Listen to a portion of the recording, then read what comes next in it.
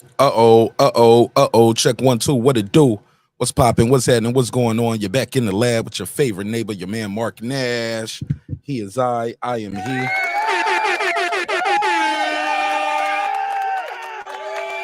Another great episode of Breaking These Damn Beats. How y'all feel? What's the deal, man? This should be a good one. Got a couple topics on the docket. Was not trying to load the docket up too much today because wanted to make sure we can cover these topics, let everybody be heard, get their opinion off on this situation here. We got to talk about it, man. We got to talk about it. Somebody lying. Oh, man, somebody lying. Somebody's lying. Now, the Meg and Tory case started today. We heard some opening statements, and we're going to cover those damn opening statements. They are not allowing cameras in the courtroom. Why?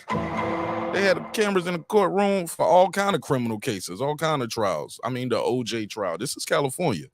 Why is California not showing us this case right here? I don't know. Maybe I got to do some research. So we got to talk about that.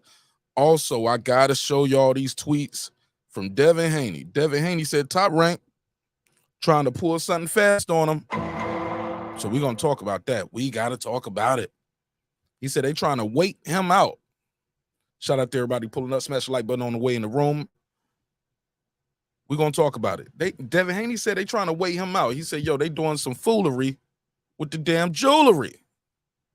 Now, I don't know. It's all, I guess this right here is all about who you believe, what side are you on this, what you choose to believe, what you don't choose to believe. But we will talk about it on this episode, and it's gonna be a damn good one. Shout out to Power 600. He said, yep, Johnny and Amber. Yeah, that was Virginia, though. That was Virginia. But why not show what's going on in the damn courtroom, man? It's gonna be public record anyway, right?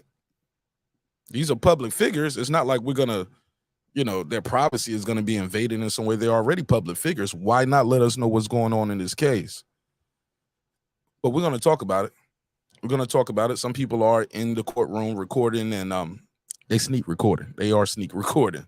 But some people just taking some good notes, too. So I'm going to put a survey in the chat. I'm going to blast the link out. I'll put the link up. So if you guys want to chop it up with me, let me know what you guys think of this topic. Love to hear from you. This should be interesting. This should be a funny one, too. Somebody lying. Yeah. All right. So let's talk about it. It's your man Nash Breaking Beats. Let me blast the link out on Twitter, Instagram, Facebook. Let them know we are live. And yeah, I'm going to put the link out there in the chat. I'm going to pin this at the top too, so I don't have to keep dropping the link all night. But man, oh man, somebody's lying. I don't know who it is. I just know it's a little shaky with these stories. But when I play this audio with the court reporter is telling y'all what happened in that Meg and Tory case, it's going to blow your mind. What we're going to start first? We want to start with the Devin. We're going to start with Devin and Loma. We're going to start with Corey and Meg. What we're going to start? We'll figure it out. Y'all let me know in the chat where y'all want to start first. It's your man Nash Breaking Beats. Let's run it. This is my passion. This is what I love to do. But some days, sometimes, I'm just like you, man. I hate this job. Damn, I hate this job. Damn, I hate this job. Damn, I hate my job. Damn, I hate this job. I'm just like you. Damn, I hate this job. Man, I hate this job.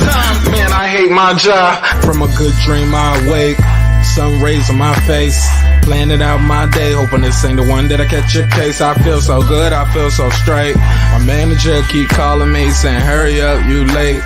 Hurry up, you lay off. Y'all, man, I hate this job. Man, I hate this job. Been trying to play it cool, but it's hard to play it off. I've been hanging on to this bullshit, cause my car still ain't paid off. I know I'm on my way up. My boy just got laid off, so f y'all, man, I hate this job. Man, I hate this job. These hoes is so ratchet. These hoes is so sneaky. Y'all don't even really pay enough for y'all to only pay bi-weekly. I'm trying to double up my cash. Take this job, shove it up your ass. Yo, man, I hate this job. Sometimes I wanna say, walk in and slap my boss. This shit is getting hard. Damn, I hate this job. Gotta make it out of this struggle, bruh. And I don't really mean to take it out on you. You just a customer, but damn, I hate this job. Damn, I hate my job. Damn, I hate this job. Damn, I hate my job. Damn, I hate this job. Damn, I hate this job. Damn, I hate my job. Damn, I hate this job. We're the reason why your stockholders always stay afloat. Yet I'm asking, are they hiring? Like everywhere I go, schedule will say 9, but I think it's fine if I clock in at 9:04. I work 40 hours a week plus overtime just to be bro. So y'all, man, I hate this job. Hate that I applied. So much has transpired since the day that I was high.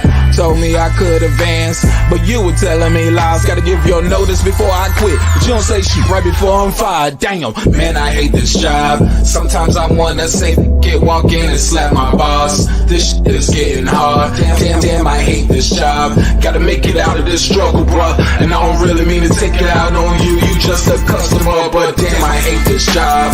Damn, I hate my job. Damn, I hate this job. Damn, I hate my job. Damn, I hate this job. Damn, I hate this job. Damn, I hate my job. Damn, I hate this job. You and your procedures. You and your protocol. You and your policies. None of that shit don't apply to me. You and your quotas. You and your standards. You and your 2 sick days a year. Y'all niggas bananas. Wonder why the postman's posted with hammers. Going postal with Popo on camera. His wage got him enraged. Stressed out, it's hard to maintain. He flips the middle, grabs his. He said, if you don't get the picture, I quit, you ain't shoot. Mother, man, I hate this job. Sometimes I wanna say, walk in and slap my boss. This shit is getting hard. Damn, I hate this job. Gotta make it out of this struggle, bruh. And I don't really mean to take it out on you. You just a customer, but damn, I hate this job. Damn, I hate my job. Damn, I hate this job. Damn, I hate my job. Damn, I hate this job. Damn, I hate this job. Damn, I hate my job. Damn, I hate this job. Look, man, I hate this job. I put my pants on one leg at a time, just like you. I'm out here trying to take care of my family. Damn, I hate this job. It's not always glamorous, for real. But I do what I gotta do for me and mine, you know? Damn, I hate this job. Damn, I hate my job. Damn, I hate this job. Damn, I hate my job. Damn, I hate this job. Damn, I hate this job. Damn, I hate my job. Damn, I hate this job. Damn, I hate this job. Damn, I hate this job. Damn, I hate my job. Damn, I hate this job. I'm just like you, nigga. Damn, I hate this job. Man, I hate this job. Man, I hate my job.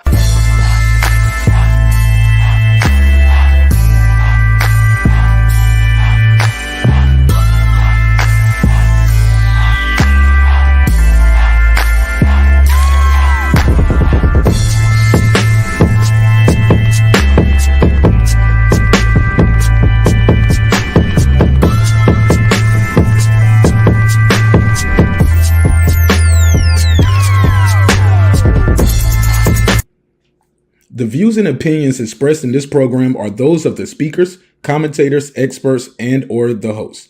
They do not explicitly nor necessarily reflect nor represent the channel's policy or the views held by the channel or broadcaster. The broadcaster or its channel cannot be held accountable for all or any views expressed during the program. Basically, if I didn't say it, don't come for me. You come for the person who said it. And please don't sue me for somebody else's words. With that said, let's start the show, motherfucker. This that squad sound.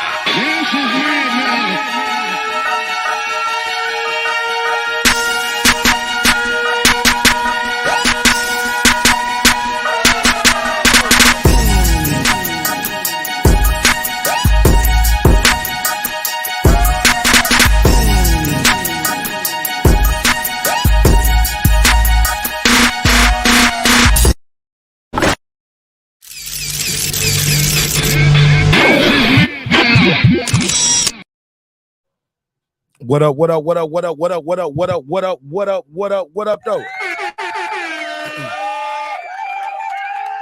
Yeah, man.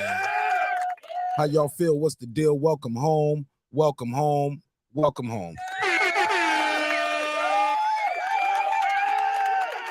All right.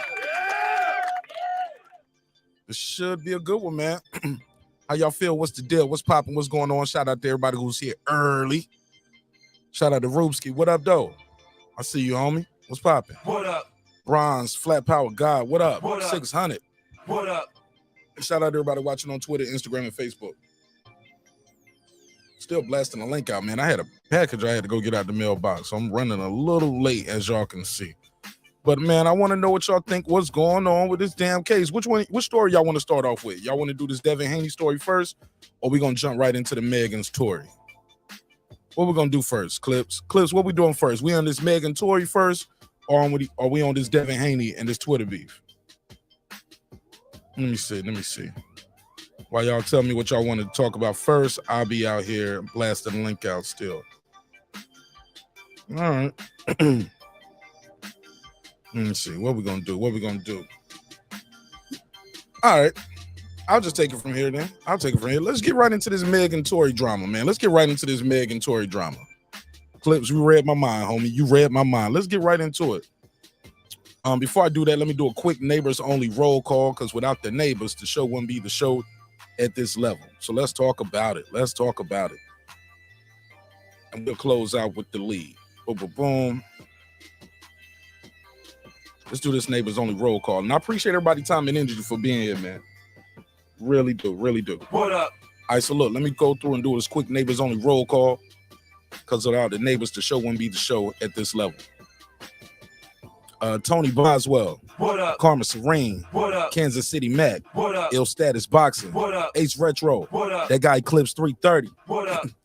Tank the Sweet Science Examiner. What up? Beyond and Above Media. What up? Pittsburgh T. What up? Ben Adams. What up? Juan and Poxy Magic. What up? Kevin Brower. What up? SF City Slicker. What up? I Know Boxing. What up? Stephen Bateman, all the way in Australia. Mama, we made it. What up, gangsta? Deuce Times. What up? Boxing Lounge. What up? It's Mex. What up? Mike from Boston. What up? Rider of the Storm. What up? Here to there. What up? Miss Queen Snow Bunny. What up? Miss Queen Snow Bunny. Hey, look, you got a topic up here got a topic for you that's not a sports topic right away. How about that? What up, gangsta? God Body News. What up? Taylor Bell. What up? Matty Yoel. What up? C. Jones 0224. What up? Cliff Bailey. What up? Con Shonery. What up? Lisa Bells. What up? Cooking with the Champ. What up? On the mic with Terrence Bailey Sr. What up? New Media Today, USA Boxing. That's my guy, Coach Malachi Williams. What up, gangsta? H.L. Deasy. What up? Cooking with Sir Senior. What up? Brandon Washington. What up? Born Supreme. What up? Lady Shane Dundem Season. What up? Dub Rightside. What up? Hero. What up? D. Bevel the Champ. What up? Rob G Films. What up? And of course, the big fish himself, my good brother, Derek Lincoln. What up, gangsta? Appreciate you all.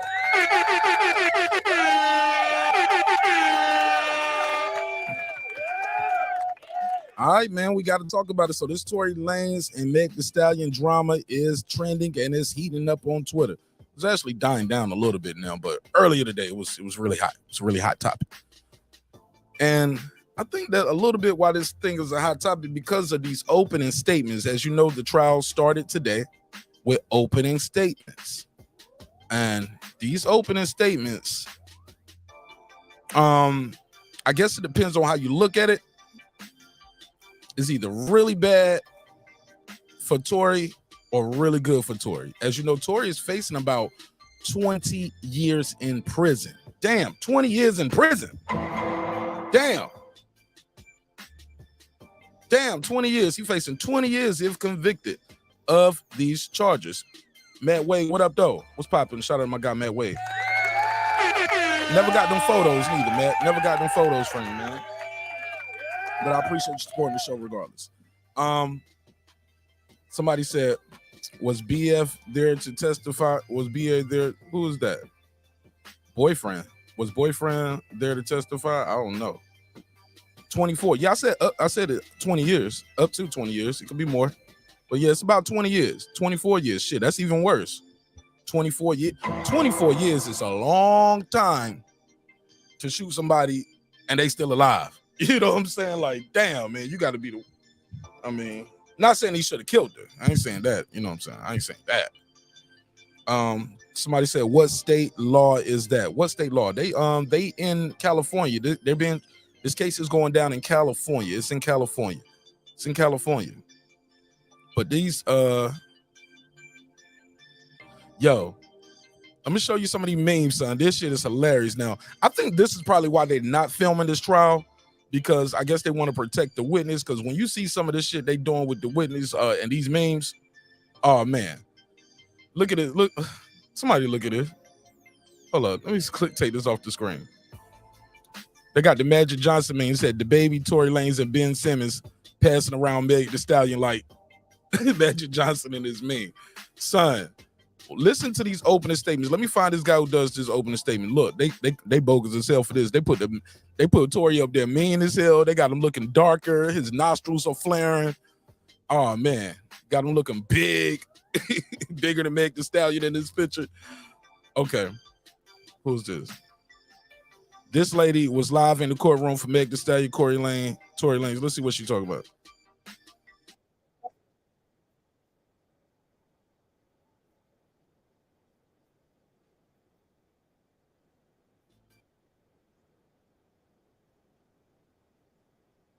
She said, "Get her pussy." Yo.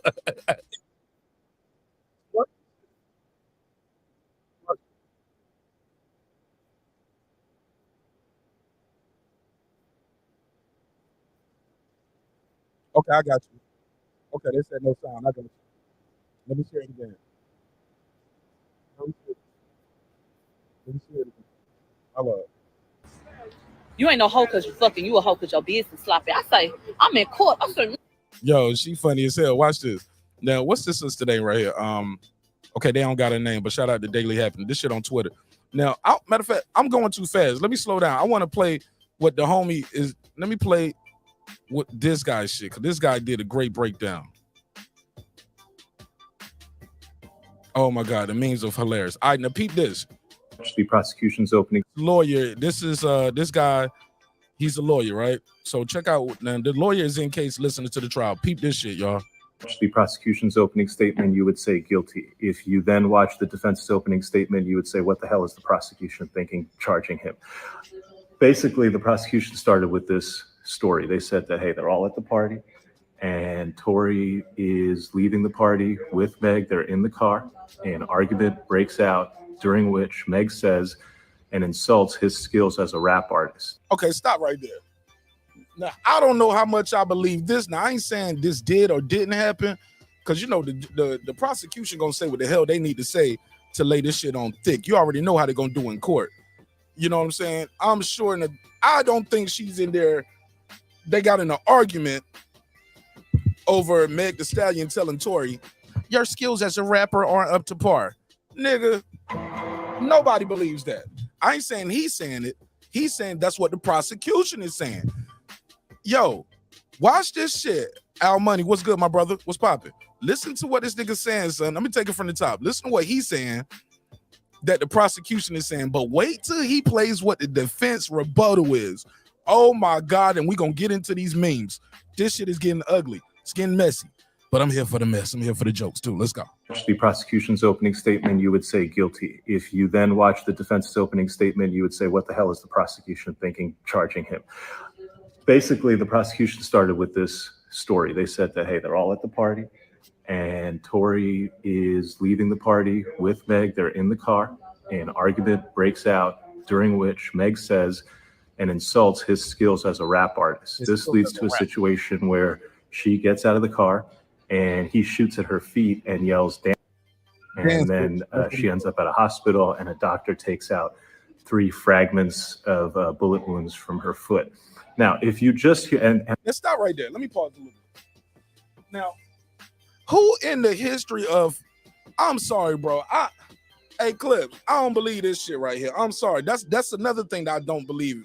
Like, he shot at my feet and said, dance, bitch. I don't believe that. This, like what, we at a Wild Wild West or something? You think this some Wild Wild West? Like, okay, Corral, you just shooting at her feet saying, dance, bitch. I don't believe it, but that's just me.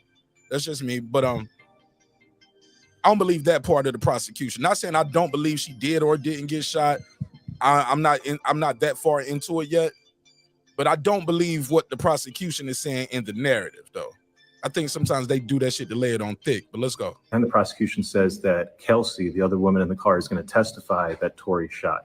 Meg. And Kelsey has a text message where she texts somebody that, hey, Tory shot Meg. Okay, slow down. And then the rest of the prosecution. Now, that text message is allegedly to Tory's security guard saying Tory shot Meg, one of Tory's security guards. All right, listen to this. Prosecution's case is based on all these calls and texts where Tory's like, oh, I'm so sorry. Oh, I'm so drunk. He never says that I shot him. He's like, oh, I'm just so sorry. I'm so drunk. So question what he's apologizing for. So that's the prosecution's case. Seems pretty easy. Then the defense comes up and man, it gets spicy. First, the defense goes, they're not telling you about half of what's going on. Yo, you see how he told that prosecution story? He was like, yeah.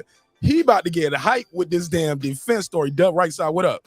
My boy said big sombrero on her story. Okay. I ain't ready to call cap all the way. Yeah, I want to wait for all the facts. But listen to what these opening statements are. Peep this shit. Comes up and man, it gets spicy. First, he said it gets spicy. Let's go. The defense goes, they're not telling you about half of what's going on. The most important thing they're not telling you about an eyewitness who saw two women fighting, Kelsey and Meg. And so let's talk about why them two are fighting. Let's talk about how she was in the front seat. The gun was caught in the front seat. Let's talk about how she might have gunpowder. She does have gunpowder. Let's talk about how this has nothing to do with the fight between Tory and Meg and everything to do with the fight between Meg and Kelsey. And whoa, now why does Kelsey have gunpowder residue on it? Now, she's trying to, the prosecution trying to say, oh, she was standing near him when he fired the gun. They might be able to get away with that depending on how much gun residue on it. If you got too much gun residue, they ain't gonna buy that shit. Let's go. And then the defense starts dropping the bombs. He basically says, dropping the bombs. Watch this shit, yo. Let's go. That they're in the car. Yeah, they left. But do you know why they left? They left because Kylie and Tory were in the pool together. And Kelsey and Meg both felt some type of way about that, to the point that Meg felt really some type of way about that. And she was really trying to go, to the point that eventually, because of how Meg is acting, this is according to the defense, Kylie Jenner goes to Meg Thee Stallion and says, it's time for you to leave. They all leave. The defense's point is what happens in the car is this. Nice cliffhanger. Watch what he says happen in the car, fam. Tory questions Kelsey. Hey, Kelsey, why are you backing up Meg for me trying to, get it on with Kylie Jenner? Meg has been snaking men from you your whole life. I hooked up with you, Kelsey, and then Meg went behind your back and hooked up with me. Woo! Shots fired. Shots fired! Shots fired! Watch this now. Now he's saying, according to the defense, this is the conversation that's happening in the car. Okay. Tory questions Kelsey. Hey, Kelsey, why are you backing up Meg for me trying to, get it on with Kylie Jenner? Meg has been snaking men from you your whole life. I hooked up with you, Kelsey, and then Meg went behind your back and hooked up with me. And Kelsey, this is not the first time. You had been hooking up with Ben Simmons. Meg went behind your back and hooked up with Ben Simmons. You have been hooking up with the baby. Meg went behind your back and hooked up with the baby. And so the defense starts dropping all these. Got Meg looking kind of shaky out here. Whoa. All right. Throwing that pussy from the free throw line. Go ahead. Grenades. The crowd is captivated. The jury's like, oh, what's going on? And there's every reason to believe that there could have been a fight here, not between Tory and Meg, but between Meg and Kelsey. And the shooting could have not been Tory. It could have been done by any one of the other people in that car. What does all of this mean? Well, I'll tell you a couple things. First, Corey Gamble, Kris Jenner's husband, is going to testify, so this will continue. You got some background noise. That's him. That's him. So Corey Gamble, Kris Jenner's husband, going to have to testify. Kylie Jenner's going to testify. And Kelsey going to probably have to testify too. We're going to get the baby and Ben Simmons on the stand too. But is Ray J going to come out somewhere and say he hit it first too? Like, wow. To be must-see TV. Two, the judges, terrific. I expect a very fair trial. The lawyers on the defense side are terrific. I don't know what the government lawyer was doing, giving an opening presentation that made it seem like the most open and shut case ever, when in fact there are huge questions, including an eyewitness who saw two women fighting, suggesting that you have to explain that theory to the jury, and you didn't. So I don't love the prosecution's opening in that regard. Stay tuned. All right, that's what he at with it. He said the prosecution left their case a little too straightforward, and it's like, nah, it's more to it than that. And the defense came out there. Some would say the defense might have been, can I say it? Victim shaming. Was he shaming the victim? Was he shaming the victim? Nigga, you shaming the victim. I'm joking. I'm just saying it's a little shaky. Like, Now, this brings me back to the Gayle King interview. Y'all remember the Gayle King interview? She said she never slept with Tory Lanez. Y'all remember that? She said, I never slept with him. She gave me the Bill Clinton. I did not have sexual relations with that man. Remember, she didn't even want to answer the question at first. Let's get back to this now. Let me make sure I got all this shit shared now, because this is interesting. This is very interesting. So a lot of people been trying to bash the kid, Meg. I'm not gonna bash her. Hello. Let me see what they're saying right. Cause they rolling. Get off the motherfucking mic. Get the fuck up out of here with that bullshit. Get off the motherfucking. Somebody said the worst of us, pray for Tory Lanez. The best of us. Get the fuck up out of here with that. I'm interested, man, because this is like, I hate that people are taking this to a thing where believe all women. Oh, we gotta believe women. We gotta believe women. Or we don't trust women. We don't protect women. Black women are most unprotected, or women are most unprotected in general. I hate when people try to make this into a feminist issue. If this is true, this is just one crazy little man who's spazzing out and lost control, had too much drink. If not, this is a story of a very dangerous type of woman who gonna tell you, she gonna put a case on you. I would hope that I wouldn't want to think either one of these individuals would be this. I wouldn't want to think Tory's the type of guy that would shoot this woman, and I wouldn't want to think Megan's the type of woman that would sit up there and lie and say this man shot me. Let me see what story is this. Leaving the party with Meg, they're in the car, and an argument breaks out. Yeah, but this right here is let me find it. Let me find the clip. Meg Thee Stallion legal team confirms that she slept with Tory. Let me put it on the screen. So, and do y'all believe it? If you catch somebody in one lie, they lying about everything, or is it like, okay, I lied about that, but I'm telling the truth about this? Can both things be true? Meg Thee Stallion legal team confirms that Tory Lanez slept with her during the court session. Does that absolve him from anything? Does that mean he's innocent? Not necessarily.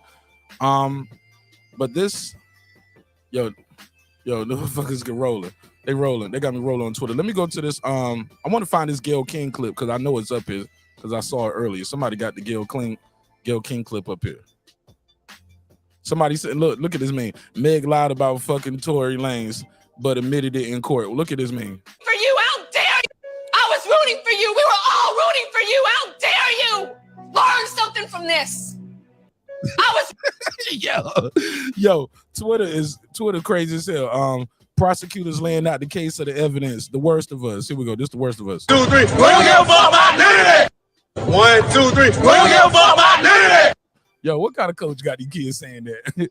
All right, here we go. Now, this is the clip. Now, this is the thing that making some of the fans turn on Meg Thee Stallion because she went out on this Gayle King interview and this happened. Did you have an intimate relationship with him? Like sexual? Yeah. Did you, Megan? Like sexual? Did you have? She said like sexual? No, like y'all play Call of Duty together. Come on, Meg. You know Gayle King mean that shit. You talking about sexual. Or was it Call of Booty? Hey, you see what I did there? Call of Booty, booty call of Duty. All right, whatever. Corny joke alert. Let's go. Did you have an intimate relationship with him? Like sexual? Yeah. Did you, Megan? Did you have a sexual relationship with Tory Lanez? Yes, that's my question. I didn't have a sexual relationship with Tory. Did you have an intimate? During her court session, they said they slept together, but now it's this. Wow. Let's hear it one more time. Did you have an intimate relationship with him? Like sexual? Like sexual? No, intimate as in holding hands. Yeah. Did you, Megan? Did you have a sexual relationship with Tory Lanez? Yes, that's my question. I didn't have a sexual relationship. How long would it take to answer that question? Martinez, did you have a sexual relationship with Patricia? No. Did you have an intimate relationship with her? I get it. You mean like sexual? Yes. Did you have a sexual relationship with Patricia? No. That's easy. That's easy to say. This is easy. Where do we get all of this extra sexual? I'm telling you, you go in there and ask your wife, did she fuck the neighbor tomorrow? And she says, you ask your wife tomorrow, did she have an intimate relationship with your neighbor? And this is her response. Did you have an intimate relationship with him? Like sexual? If your wife replies with like sexual, bruh. Slap. I ain't saying you should slap her, slap yourself and get the hell up out of that relationship. Yeah, I mean like sexual. And then the next answer, and then you're like, yes. Did you sleep with the neighbor? Did you sleep with Charles? Yeah. Did you have a sexual relationship with Charles? Look how she looking away, deflecting. Did you, Megan? Did you have a sexual relationship with Tory Lanez? Yes, that's my question. I'm telling you, if your wife answers the question about did she sleep with the neighbor this way, bruh, go get a DNA test. The kids ain't yours. I'm just saying, the kid might not be yours, homie.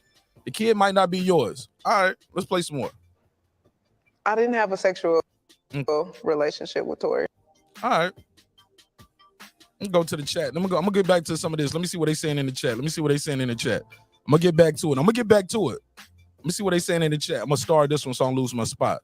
But I'm gonna go in reverse right here. Kansas City Mac, he ain't okay. He's thinking about it. Clip said, if my wife gives that answer, I want a divorce right now. President Farr said, if she lying about this, what else is she capping about? But believe all women though. Hey, look, they ain't believe Amber Heard though. Amber Heard taught us not to believe all women. Hold on one second. Hold on.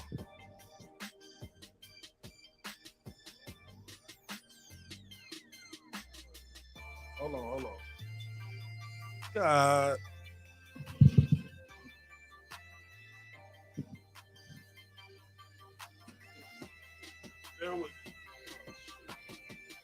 Yeah, Amber Heard showed us that you can't believe all women. And I guess that was okay because she was white though, right? But this is a sister, so we gotta believe her. Nah, man. Everybody ain't gonna tell the truth all the time, bro. Male or female. That nigga shot at the ground and said, dance, bitch. What he thought, remember that movie, what was the movie, Back to the Future? When they were shooting at Marty McFly feet while he was in the Western and he started moonwalking. That's what I think about when he say dance, bitch. I don't know about that. Dub Rightside said, well, we see what was ... I don't even know what that means. I'm sorry, bro. Somebody said, I'm not gonna read that out loud. I'll let y'all read that on the screen yourself. I'm not gonna read that one Ride of the Storm. I'm not reading that one. I don't even care if that came in the super chat. I wasn't gonna read that on me. Oh man, y'all got me rolling. I'm not reading that. Pittsburgh, he said, salute, Martin Nash, salute to you. Rightside said, stop cap. It wasn't a sexual relationship, but they did have sex. Pittsburgh said, give her the drop. He lied. Y'all need to worship him. Kid is back, said that's a lie. Meg throwing that thing around, boy. Hey, look, she's a young lady. And she probably been looking at these dudes on TV for years. Then she got her hair done, her makeup done, got her shit together, and now she in the same room with these people. She's single.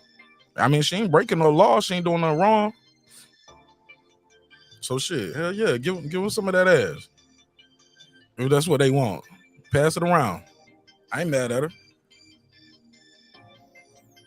Tory only little he needs to. Tory only little he needs strap. With Big Med. Nah, he don't need no strap for this lady, man. I ain't with that. Nah, I ain't saying he should have shot that lady. I ain't saying he did neither.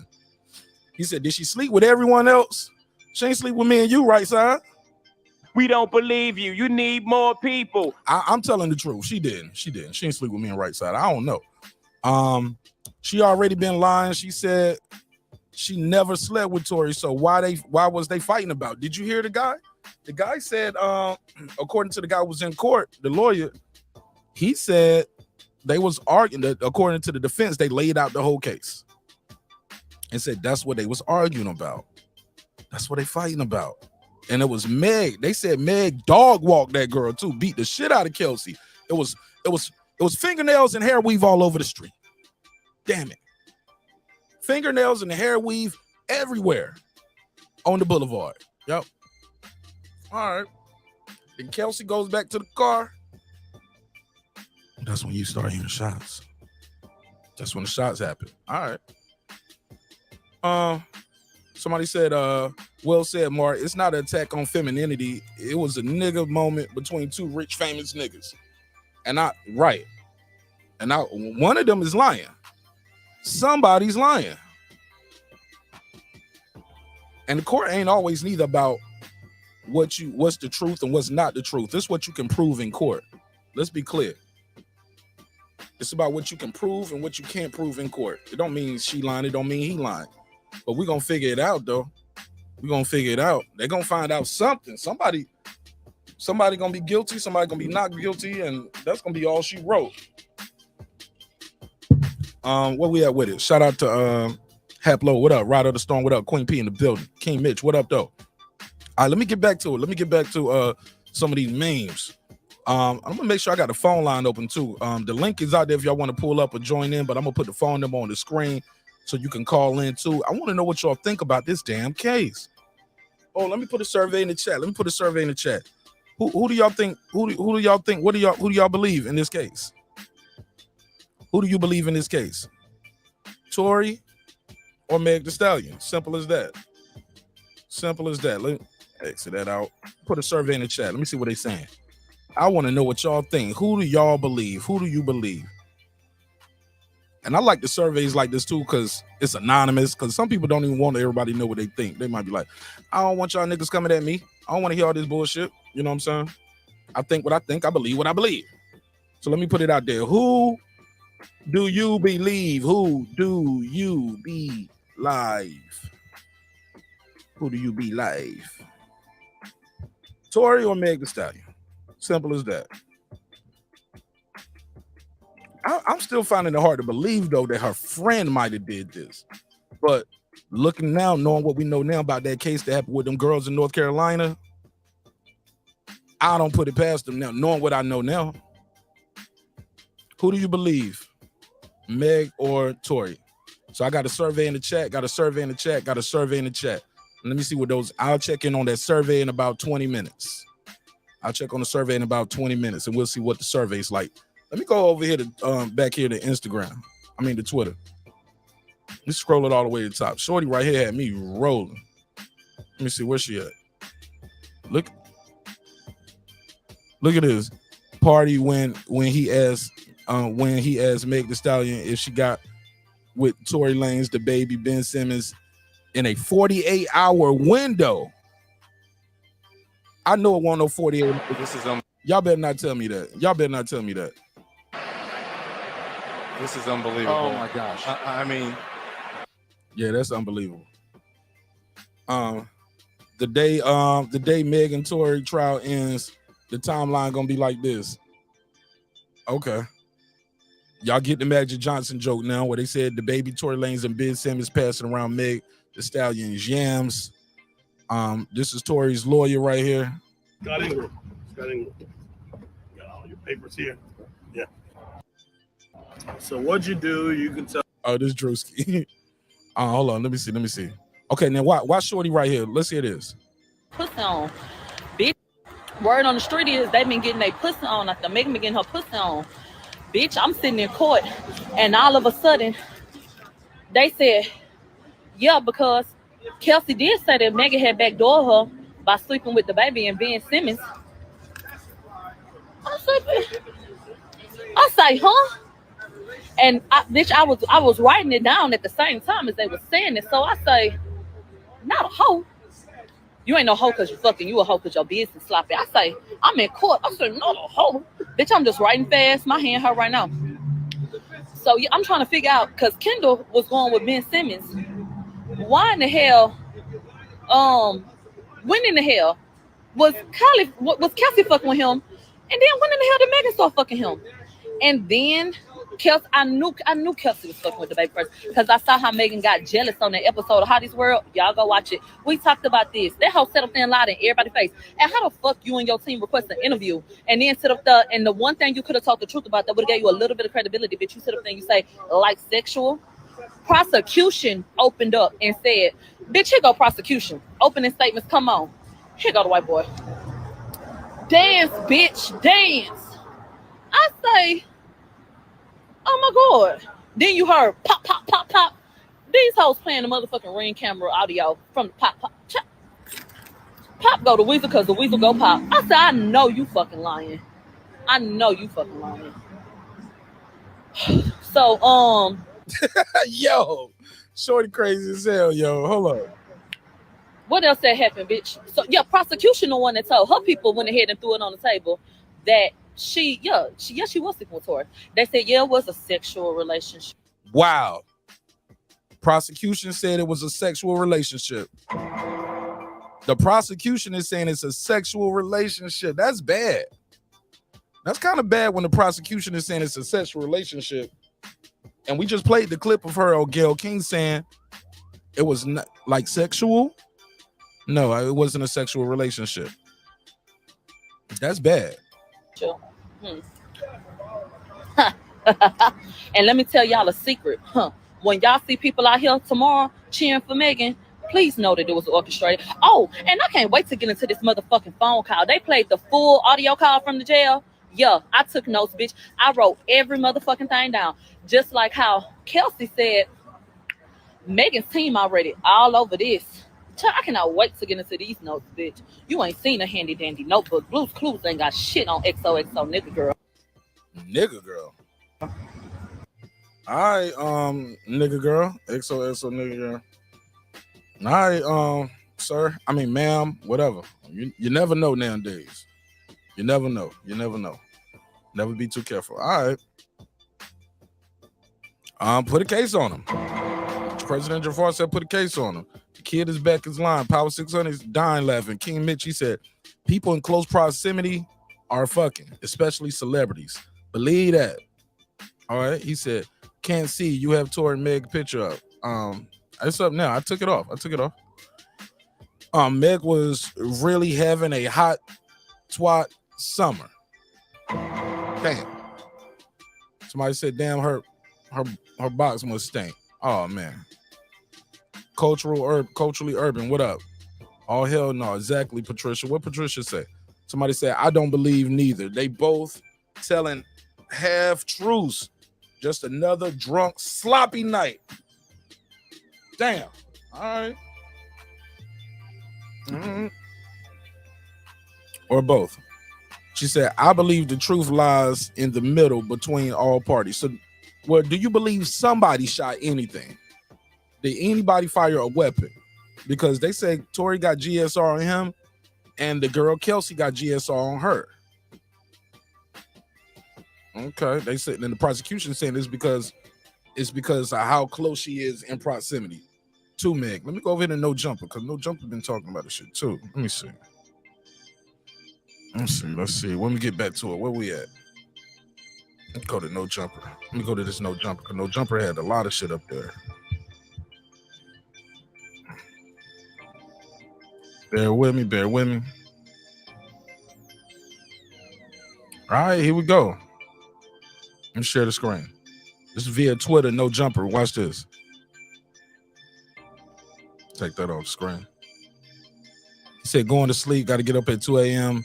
to watch Undisputed match. Yeah, man. Yeah, that's going down in about 2 hours. He said, Messy Meg versus Toxic Tory. He said, right side, he said he pleaded the fifth. Clip said, I think this is new information. I know many of self-proclaimed boss bitches that they're often jealous of any other woman having a high-value man and would try to smash dude to spite the other girl.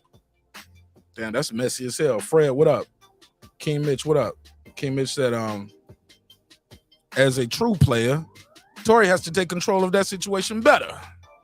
If you're strapped, no bitch named Kelsey should ever know where you stashed your grip at. and she damn sure better not. Damn sure better know not to touch it. Mark, you what the? Am I gonna watch the NUA fight? Absolutely, I'm gonna watch it. Yeah, I gotta. Man, I slept wrong, man. I took a nap, man. I slept wrong, man. The right side of my back is sore. I fell asleep on the couch taking my little nap. It's like, oh no, that shit is just tight. Everywhere I turn, that shit hurt. What are they lying about? No, I said somebody lying about something. Both of them. Hey, Pamela, both of them can't be telling the truth, Pamela. He can't be telling the truth saying I didn't shoot her, and she can't be telling the truth saying I shot him. Somebody lying. Somebody lying, right? We don't know yet. We still breaking it down. Let's go. Bear with me one quick second.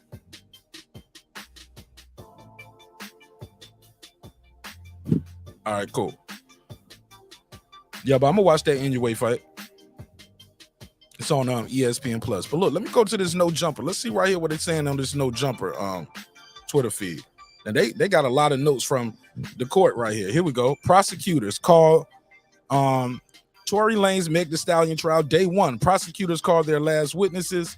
The prosecutor is going to call Officer Cabrera. She testified that she pulled over the black SUV. Tory Megan Kelsey was riding in. She testified she found the gun in the front passenger seat where Tory was seated. Okay. That's not good. That's definitely not good, right? All right, number 2. The defense cross-examined Officer Cabrera and got her to testify that Kelsey was the last person to get pulled from the vehicle. So she could have moved the gun up there. Okay. The defense rebuttal, if Kelsey was the last person to exit vehicle, she could have put the gun where Tory sat, correct? Oh man. That's very true, right? That's very, very true. So good cross-examination right here from the defense. All right, let's go to this next one. The jailhouse phone call Corey made to Kelsey, which was stupid. You big dummy. Why you calling her? The jailhouse call Tory Lanez made to Kelsey was played in court. And the call Kelsey accepts Tory's apology and agrees to help him get out of jail. Tory asked her to call his security, who was there that night, so they can figure out what needs to be done for him to get bail. The defense shows a picture of Tory. Defense showed him a picture of the markings. Where we at right here? Hold up. Let me go right here. Boom. All right, C. I don't even know.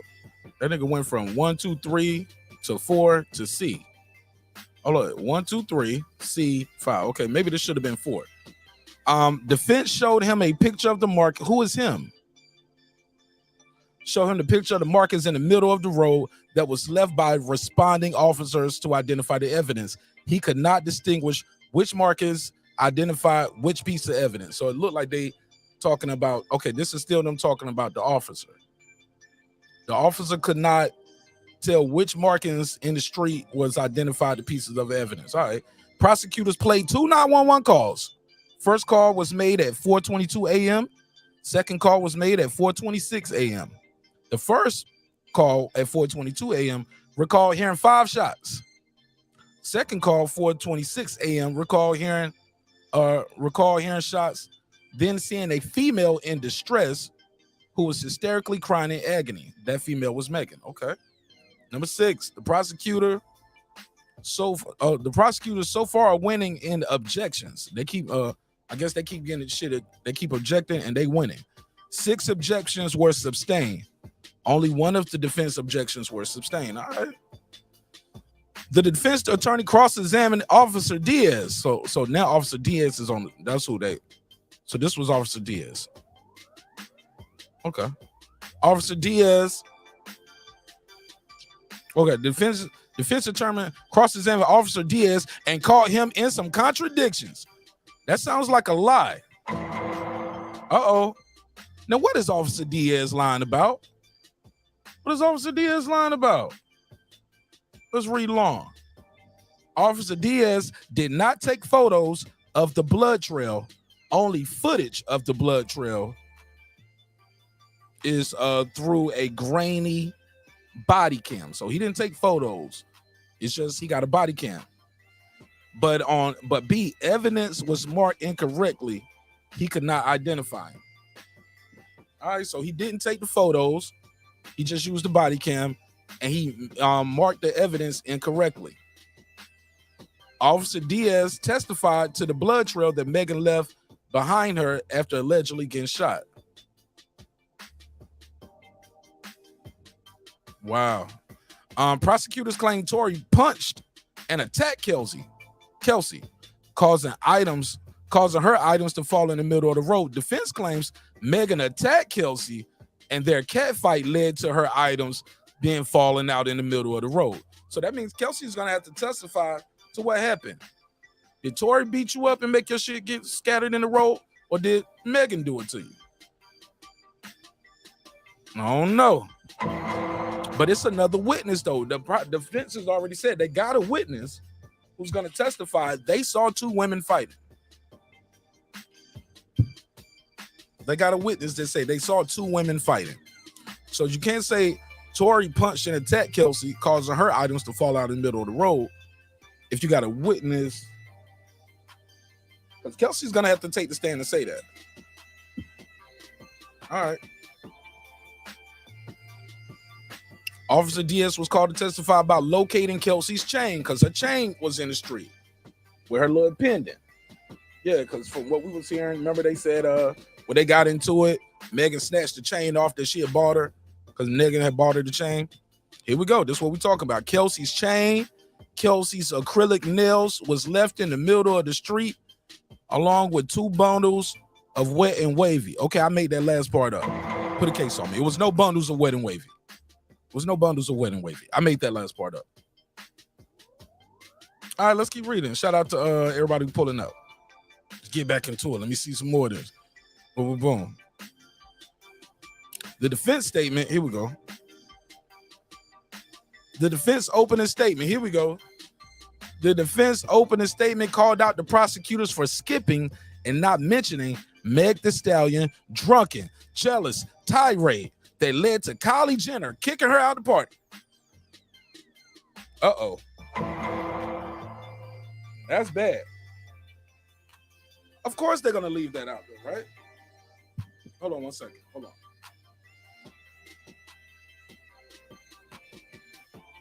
But of course they will leave that out. They would leave that out, right? You wouldn't leave it out if you're in search of the truth, but if you're in search of a conviction, hell yeah. Gonna leave that out. So he said they left out her drunken, jealous tirade.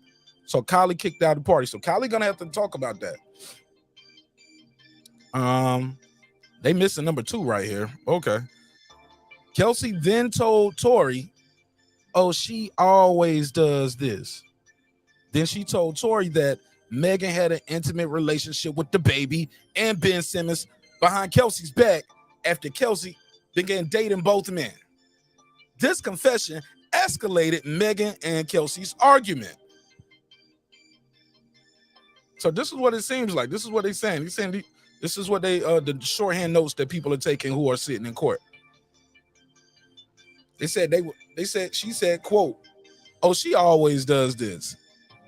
And she told Tory that basically, yeah, she did this with the baby and Ben Simmons, which escalated their argument. The defense alleges that Megan demanded the SUV is pulled over moments later. "Stop this goddamn car. Stop this motherfucking car, bitch. Stop this motherfucking car before I bust the windows out." That's my dramatic reaction. All right. She hopped out, went over to Kelsey's side of the vehicle, and began putting the beats on her. Left hook, jab, uppercuts. She started beating her ass. A witness named Sean Kelly, owner of the resident the SUV was parked by, told police he witnessed this. Megan has never said she was fighting her friend that night. She never said she was fighting a friend, but we got a witness named Sean Kelly who said, yo, that shit happened right in front of my house. I saw it. Oh, yeah, there's some ratchet shit going on, President Jafar. Yeah, it's drama. But peep this, though. They got a witness. Sean Kelly said, hey, look, the SUV stopped in front of my house. I saw it. I saw the girl get out, walk over there, and beat up the other girl on the side of the vehicle. All right, prosecutors opening. They said, that's why the lady said, she said the prosecution open with this. Dance, bitch. That's what the defendant said before firing 5 shots at Meg and Pete. Yo, that's the crazy ass opening statement. He going for shock value. Tory and Megan argument escalated after Megan called Tory's music trash. Prosecutors refute the love triangle story. Now that's gonna be crazy when they prove that love triangle story. Oh man, like Tory's gonna have some kind. Tory gotta have some kind of evidence. Like, did she come to your house? Did you fly her out? Like, he's gonna have to have some kind of evidence. Like, yo, yeah, she was coming to my house all the time, and we won't just kicking it. She won't just come to Canada for nothing. Like, yeah, he gotta have something. Hotel receipts.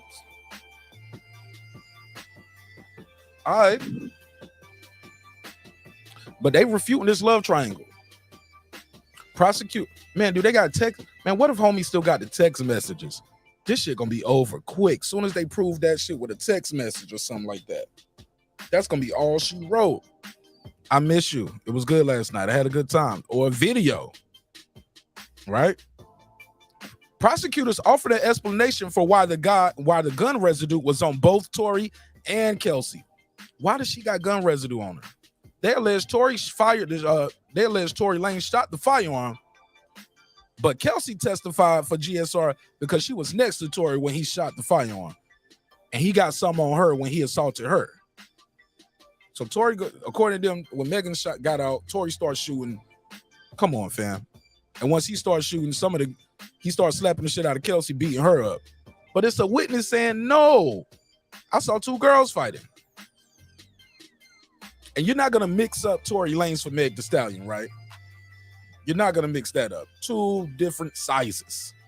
Different weight classes, too. I mean, he might be like a 135 lightweight. She might be a cruiserweight. Meg Thee Stallion might be a good cruiserweight.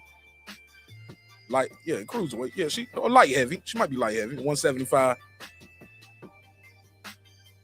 At best, a middleweight. So let's say she's a middleweight. Tory's a lightweight. He's a 135 pounder. You would tell them apart from across the street.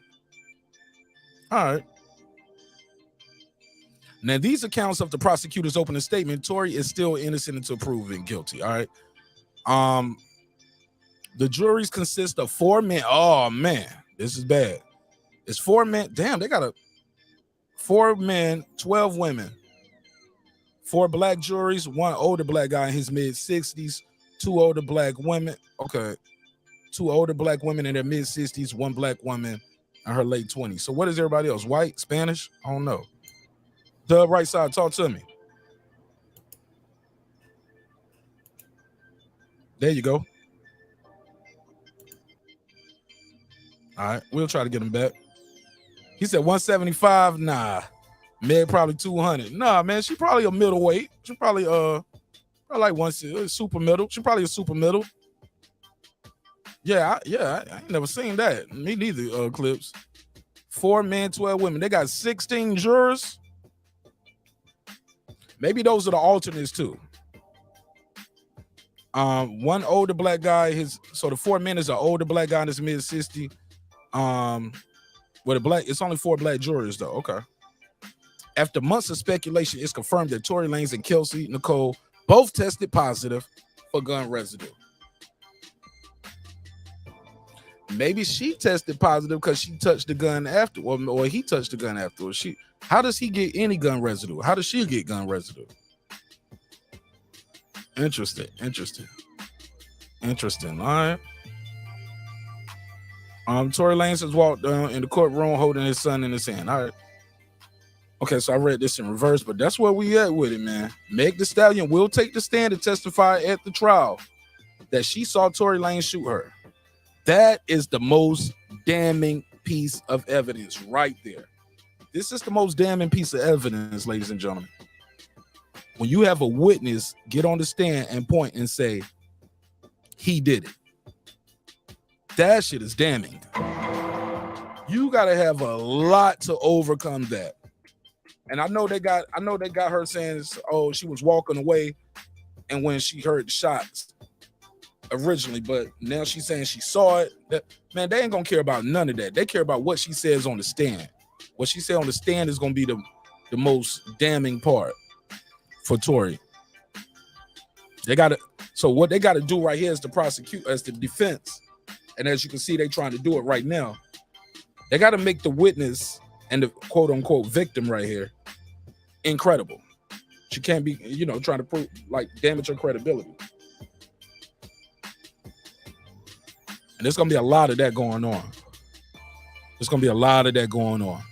Because if she's going to get on that stands and say he shot her, he needs people to say, nah, he didn't do that. He wouldn't do that. I don't believe that based off all the other inconsistencies. Tory Lanez's team of lawyers plan on presenting an alternative theory that paints Kelsey Nicole as the shooter. But Tory ain't taking a stand, though. They don't say Tory's taking a stand. All right, so that's where we at with it. Y'all want to call in and tell me what y'all think of the story? 470-705-9507. 470-705-9507, or you can click the link, join the panel. I gotta hear it. I gotta hear what y'all think of this story right here. Culturally Urban is laughing in there, clapping and applauding. Somebody said the wet and wavy. Yeah, it was wet and wavy, acrylic nails. Look, Megan snatched the chain off. That chain just didn't fall off. Look, expensive jewelry like that, man. The chain just don't be popping like that. Somebody got to snatch your chain. Which makes sense if we fighting, and that sounds like the first thing Meg would do when open that car door. Give me my chain back, bitch. Snatch the chain, and then start. Give me my nails back. Bang, bang, bang. Give me them lashes. Bang, bang. Give me that hair weave. Give me them wet and wavy bundles. Snatching all of that shit back. All right. So that's where we at with it. That's where we at with this story, man. I'm gonna be honest. Like I said, I don't know who to believe right now because this shit just got a little more complicated. Because we had heard the stories before that it was some shit going on where Tory was messing with the other girl and all of that stuff. But this is the first time this came out in court. This straight up. The prosecutor is saying, okay, they were sleeping together. No matter what Meg said on Gayle King, that shit is null and void. What that prosecutor said in court today, that's the most important thing. That's the evidence. That is what the jury is going by. They're not going by the Gayle King interview. Now, the defense can use that Gayle King interview, and they are. They're going to ask her, so were you lying then or are you lying now? Which always hurts somebody on the stand. All right. This is bad, man. It don't look good. And it seems like they're going to do a lot of things to damage your credibility. And it's working already. Haplo said, seems like everyone is lying, to be honest. But look, everybody can't be lying because it is some gunshot residue, Haplo. Click the link. I want to hear what y'all got to think. What y'all think about this before I get to this Devin Haney shit. Gotta hear it. Because at the end of the day, when you think about this story, somebody, regardless, because remember some people saying at first, hold up, she didn't even get shot. It wasn't a shooting. It was broken glass. Broken glass did this. And when you see the picture, some people are saying it's broken glass. But man, oh man. I wish him nothing but the best. I just don't think it's gonna just go that easy. I don't think it's gonna go that. This ain't about to go away. And if Meg gets up there and perjure herself, she might find herself in some legal jeopardy, right? She go there and perjure herself, she might be in legal jeopardy. No, they all can't be lying because they both, two people got gunshot residue on their hands. How does that happen? He said someone shot a gun for some reason. They're all lying about the particulars of what happened, it seems. Okay. Well, how do two people get it on them? Because the defense is saying Tory shot her, and then he started beating up on the other girl too. Tory shot her, started beating up on the other girl. And that's how she got gun residue on her. But she wouldn't have it. Would she have it all over her hands and her, like, no. Did they find the bullet? Good question. I ain't heard nothing about no bullet, culturally urban. Not one thing about no bullet. It never heard of it. Never heard of it. They ain't said nothing about no bullet. I remember the doctors couldn't tell if it was bullet fragments or glass. It never heard of it. What kind of doctor don't know a bullet wound when he see it versus glass? President Jafar said Meg didn't have no bullet. I'm not surprised Meg foot got hit. You can't miss those Bear Clark, nigga. Stop. Tory fucked then. I don't know, man. He got an alternative theory to the case. That alternative theory, he gonna say, they said they're gonna paint the picture like the friend shot her. But without Tory taking the stand in his own defense, and you know, as a quote unquote rapper, can he take the stand? If you was Tory Lanez, would you take the stand in your own defense? Can you take the stand and be a quote unquote rapper like Tory Lanez? It's hard. It's hard to see how this can help him in his career. But I know it'll keep him out of jail if he can be convincing. Clip said the real question. He said right now the real question is who didn't fuck her? Me and you. Me and you didn't smash. I don't know, man. I don't know where this gonna go, and it is what it is. Somebody said this is what lying gets you. Popular shit. James, what up, my guy? I don't know, man. I really don't know. I don't have all the answers. Like I said, this was day one. And they was doing those opening statements, and they called a couple officers to the stand. A couple police did take the stand today. But you know, they saving the star witness for later. That's gonna probably be their final witness. The actual victim is gonna be their final witness. Because you want the jury, you want that to be the last thing the jury hears. It's the victim saying in her own words what happened. Somebody got to snitch too. Somebody got to look. And people don't even look at her as quote unquote snitching, and nobody's gonna look at nobody. I don't think nobody's gonna get quote unquote painted a snitch. But the crazy part is Tory, except Tory. If Tory get on the stand and say, I didn't shoot her friend shot her, oh man, y'all gonna say he's Tekashi 6ix9ine. But the man is facing 20 years as a life sentence to me, bro. 24 years, especially when you how old is Tory Lanez right now? How old is Tory Lanez? Let me see. Tory Lanez is 30 years old. Hell yeah, nigga, that's most of your life gone. You imagine he go to jail for 24 years. Damn. Yeah, that's a wrap, homie. Ain't nobody gonna be trying to hear you sing when you get out of jail, bro, at 54. I'm sorry. No, the attorney will get him emotionally caught up. Absolutely. That's what they supposed to do.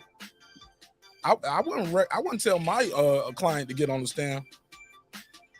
That's the last of the least. That's when all hope is gone. Or if you know, man, I'm 1,000%. Or if like a motherfucker like Johnny Depp, who's a good ass actor, charismatic, know how to keep his cool. Hell yeah, he was charming. He would make the people laugh. He even make the judge laugh a couple times. Johnny Depp is Johnny Depp. He can take the stand. Plus, he ain't no quote unquote street rapper.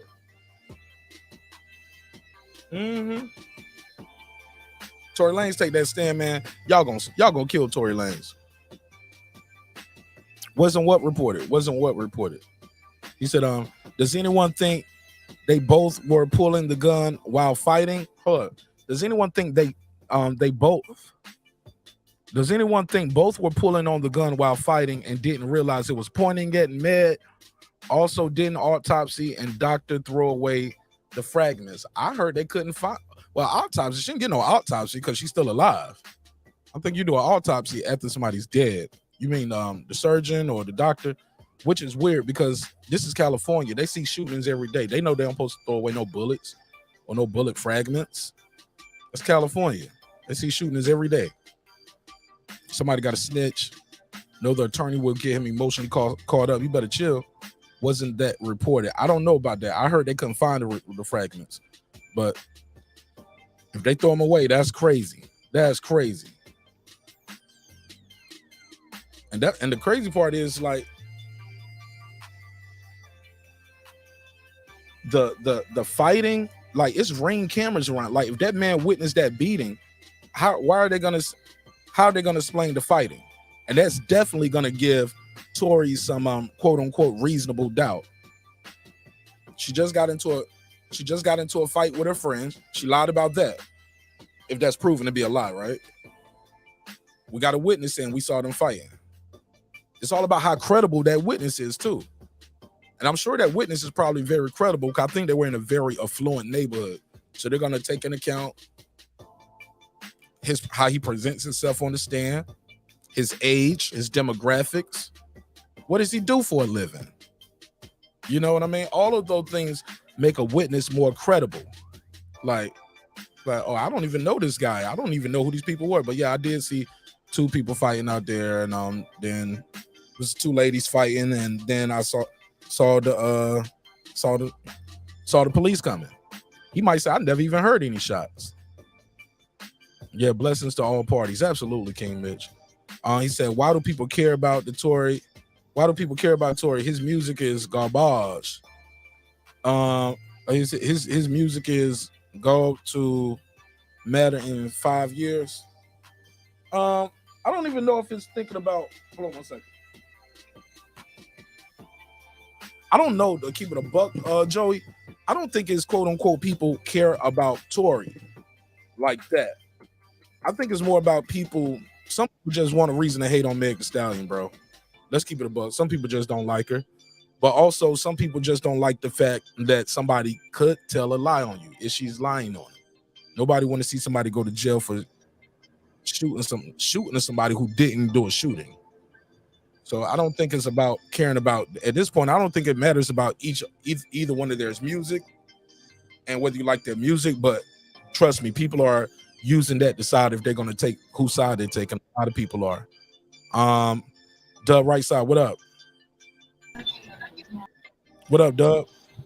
Can you hear me? Yes, sir. Go ahead. Popular shit. James, hold on one second. Rightside was first. Go ahead, Rightside.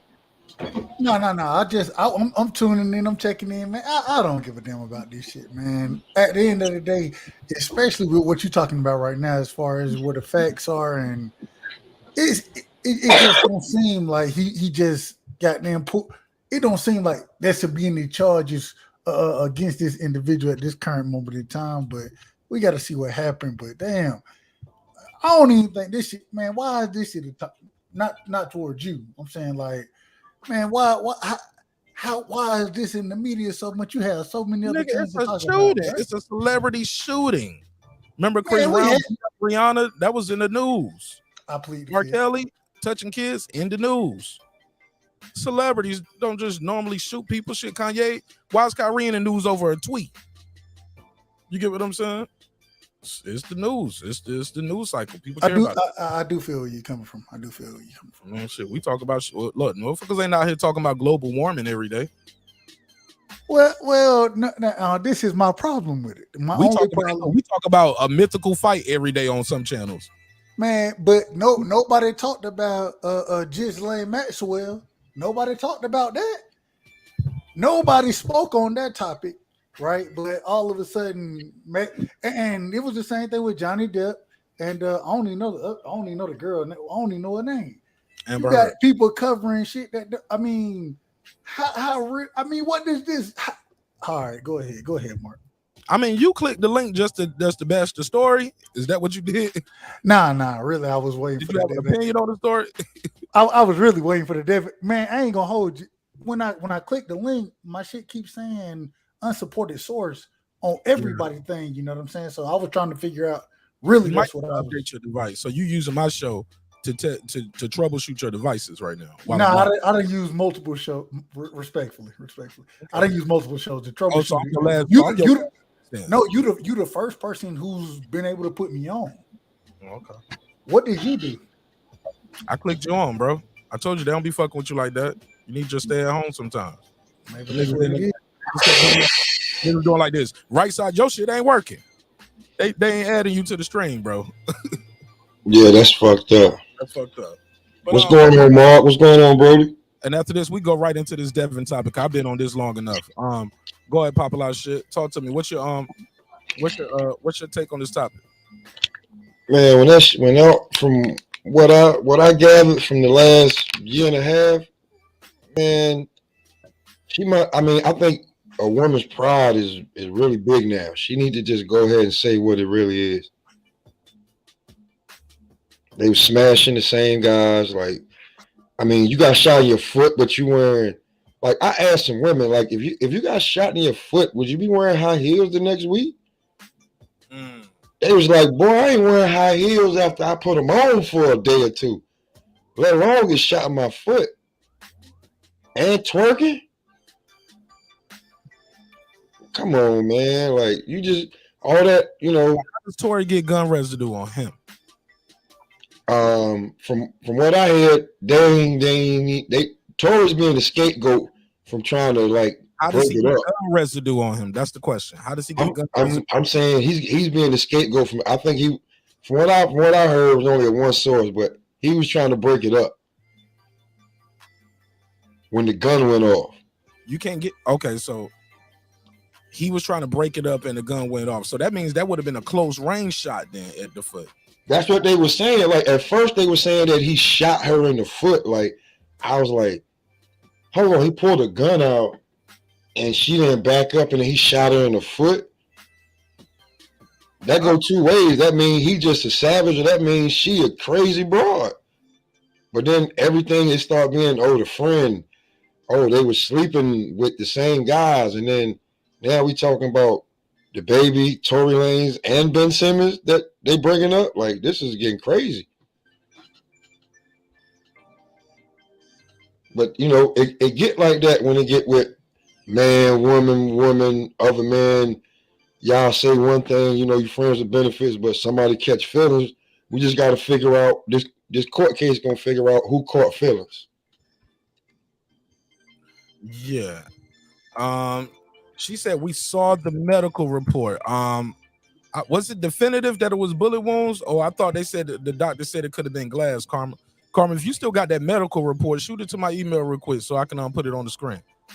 See, that's why it's great for. I mean, it ain't great, but ain't nobody gonna tell the truth. Now you gotta go to court, and it's gonna come out because was it a bullet? Was it bullet fragments?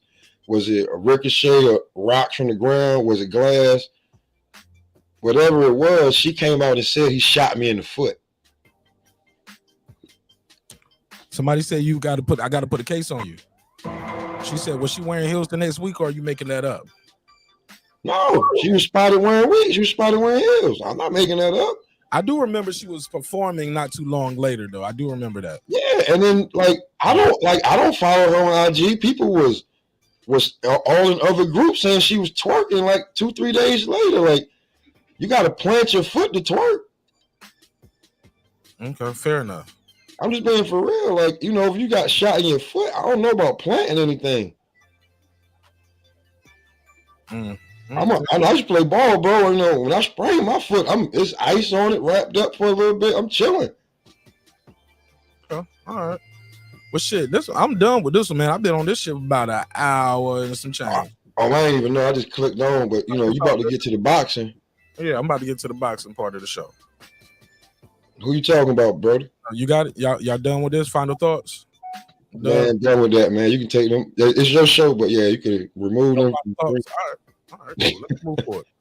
All right, Devin Haney is back in the news. Devin Haney, one of the boxing's newest rising stars. He is the undisputed champion at the 135 division. He, as you know, is slated, and many of us are greatly anticipating to see him get back in the ring versus one of the top guys of the division. Arguably, some people say he's a modern day great. I wouldn't consider him an all-time great, but Lomachenko can be considered a modern day great, I guess.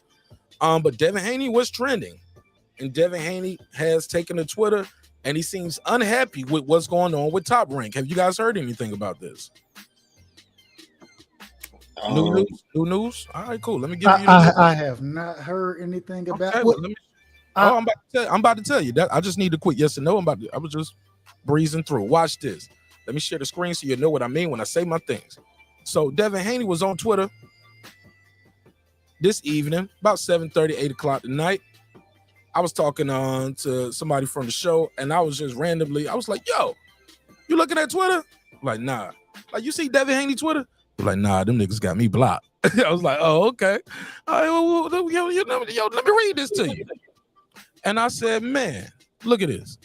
Devin Haney tweeted out, he said, these people want to try to push my next fight with Loma to May, knowing the longer I stay at the weight, the harder it is for me to make. Let's do this shit in March. Okay, let me make some noise for young Lord Haney before I go to the panel. So somebody asked Devin, they were like, who are these people? Devin Haney replied, Top Rank. Just simple as that. So let me go right here. He was like, somebody was like, who is these people? He was like, Top Rank.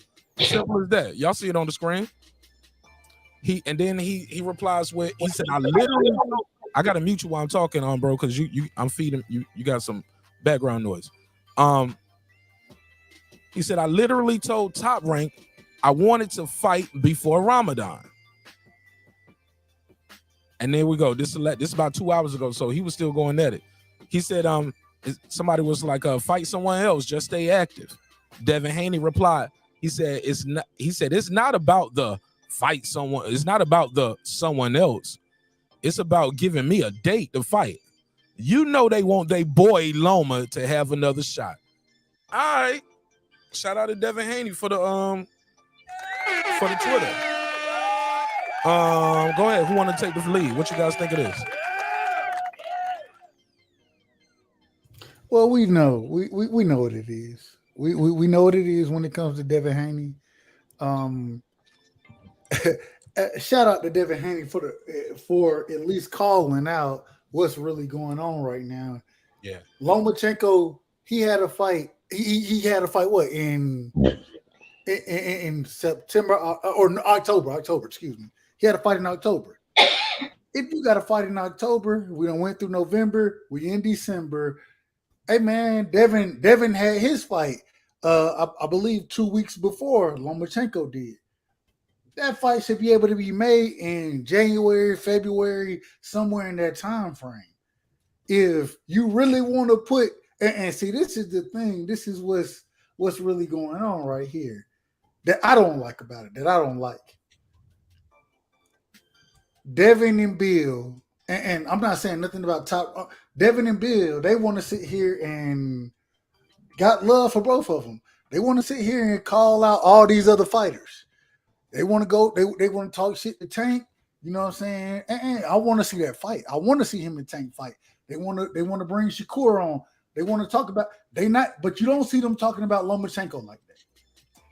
We know that it was at least a 3-fight deal from some of the things I've heard, depending on how those deals are made and the belts and the situation that Devin ends up in. There are more optional fights that Top Rank has to that. I don't know how true it is. I'm just saying these are some of the things I have heard. And so what I'm saying is okay, if you know that Top Rank, like you just said, Devin, that they want you to fight Lomachenko, why talk about any of these other fights? Forget those other fights. Go focus on Lomachenko because you still have one more shot. You have one more deal with him.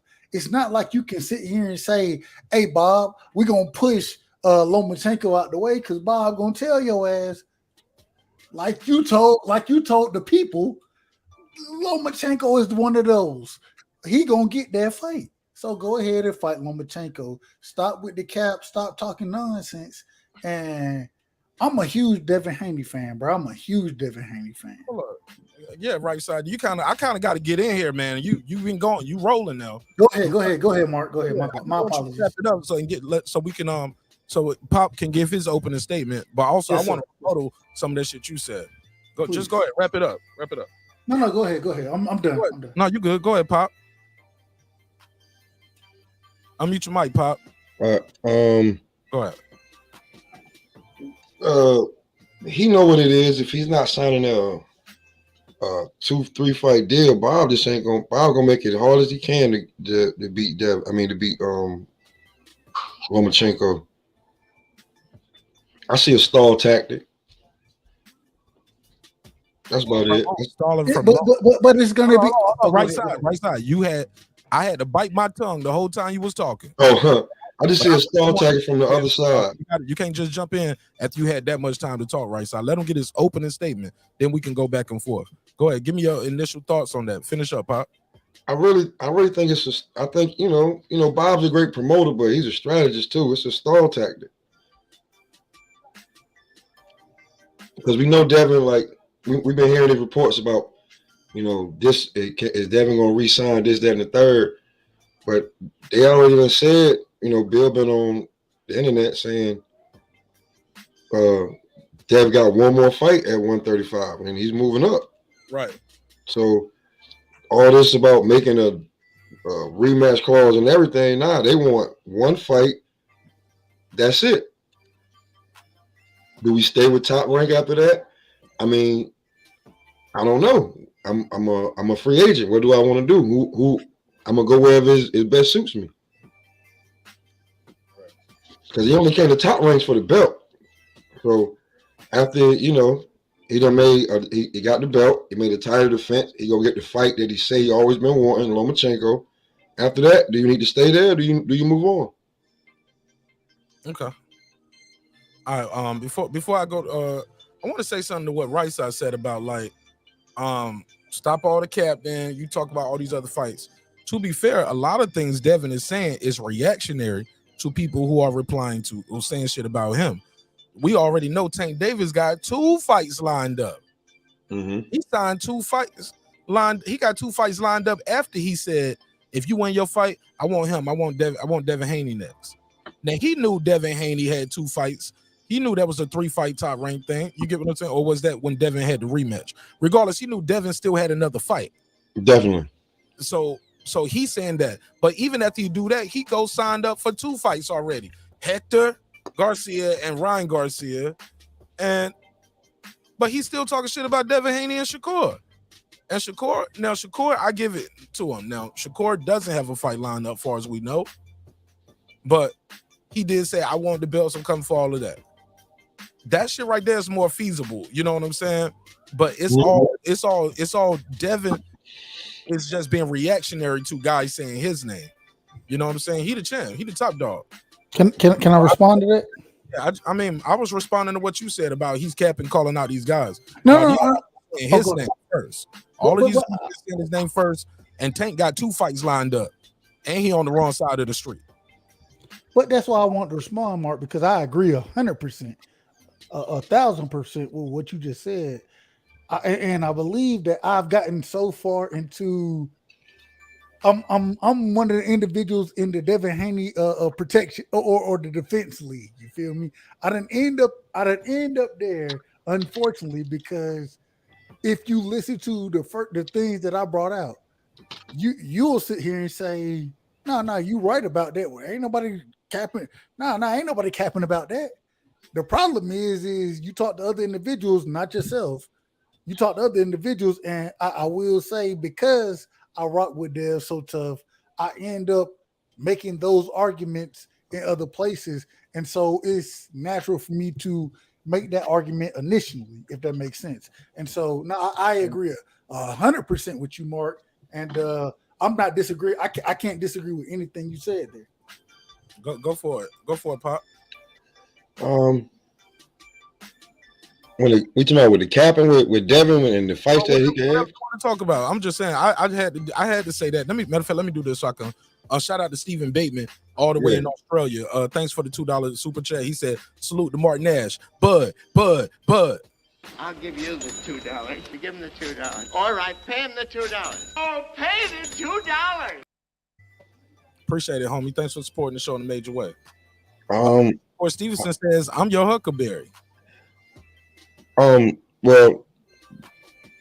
think Shakur just got a real wake up call because he just got ducked twice at 135 instantly. How? Zepeda said no and Cruz said no. And they're on the wrong side of the street, and they're what we've been saying for years. Come on, man. I mean, I ain't lying, but that's what they've been saying for years. You're right. You're right. You know what? If Bud on the wrong side of the street, they on. That's what. No, I have no clue. The WBC mandated the Cruz fight. Cruz said no. I don't think go another route. Go ahead. Go ahead. Right, my bad. No. Go ahead, Mark. Go ahead. Obviously, Cruz. I don't think Isaac Cruz is quote unquote scared or he ducking. Whoever's handling Isaac Cruz is saying, "Nah, we got another big fight for you, and it's probably gonna be a Tank Davis rematch." You know what I'm saying? Just keep doing what you're doing, winning. You know what I'm saying? We're gonna give you that Tank Davis rematch. I don't know if we're getting a Tank Davis rematch. That's a stretch. Watch him do it. I think Pitbull has to beat somebody now. You know, some of the fights that he's had so far, especially, you know, the Gamboa fight. I can't even remember the guy. He beat the shit out of one dude right before Gamboa. But the thing is for him to get that Tank Davis fight, especially, and I got to give Tank Davis credit. I've been very tough on Tank Davis about him being in the Mayweather protection plan. You know what I'm saying? Protection program, excuse me. I've always felt he's been there, but I got to give him credit for the moves that he's making now. So I will be honest with you. I think it's going to be hard for Pitbull to get a fight with somebody like Tank Davis again because of the way Tank is moving. And once again, being a critic of Tank, I got to give him credit right now. And I think we got to say that, hey, man, credit to Tank Davis for fighting because Hector Garcia is a hell of a fighter. You know what I'm saying? 130. We don't know what he about to do at 135. Well. Let's just talk about that real quick. If you want to say at 130, if we want to talk about Shakur Stevenson, right? Yeah. Shakur Stevenson comes up. If Shakur Stevenson gets in the ring right now, being the champion that he is at 130, at 135, if he gets in the ring with any of the contenders there, we're gonna choose that. We're gonna say that Shakur Stevenson is that guy. He's gonna win that fight. Is that correct?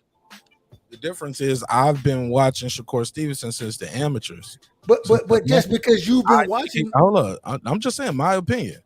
And many people like me who've been following the kid thinks like his skill set is higher than Hector Luis Garcia. His skill set. I ain't even talking about just the weight for him. So what do you think of Hector Luis Garcia's skill set? What do you think of his? He ain't no Shakur Stevenson. Oh, okay, cool. Not in the slightest. But we watched this man put hands, feet, arms, everything you want to see on Chris Colbert. We watched that. Then we watched him. Also, he's an Olympian. We also watched this man when he had to fight. Chris Colbert ain't that good, bro. Oh, yeah, he's an actor. That good, bro. Okay, cool. But I'm not okay. Even if you don't think he's that good, he's one of them fast talking New York niggas, man. They can talk a good fight, bro. So say that shit again, Mark. I said them New York niggas can talk a good fight. You goddamn right. So now now Hector Luis Garcia being an Olympian, a champion, also beating after he beat the dude y'all just said. I can't even think of his name now. Okay, what right side? But then hold on, wait a minute. Then he beat Gutierrez as well. Bro, I don't need his bio, cuz I seen the nigga I just fight. don't see how he don't get credit. How don't he get credit? I ain't saying he don't get credit. He's a good fighter. He's not, but for Tank Davis, this ain't nothing for Tank Davis that I think Tank Davis is about to go there and lose this fight. Do you? I'm not saying he's gonna lose the fight, but it's tough competition. It's tough competition. Going to the distance? I think it has a good chance of distance. Yes, I do think that. All right. We shall see. Man, that shit ain't going the distance. Tank finna hold up another division when he knock homie out for at least 6 months. Cause that man he's a champion at 130 pounds, right? So if he doesn't fight this dude, who would y'all rather see him fight? I'm not knocking the fight. I'm just saying. I'm mad at it. I'm not knocking the fight. I'm saying Tank's gonna knock him out. I'm just not overly praising Tank for fighting Hector Luis Garcia, bro. No, but you gotta give him credit for fighting the best right now. He's fighting the best opponent he can fight. But bro, this is what Tank said, because he said it. He said, I'm about to rob the bank before I fight Ryan. Matter of fact, he said I'm about to rob the bank like Bud before I fight Ryan. And for I forgot, homie. There's a payday at 140 and there's a payday at 135. You just gotta check the rankings, bro.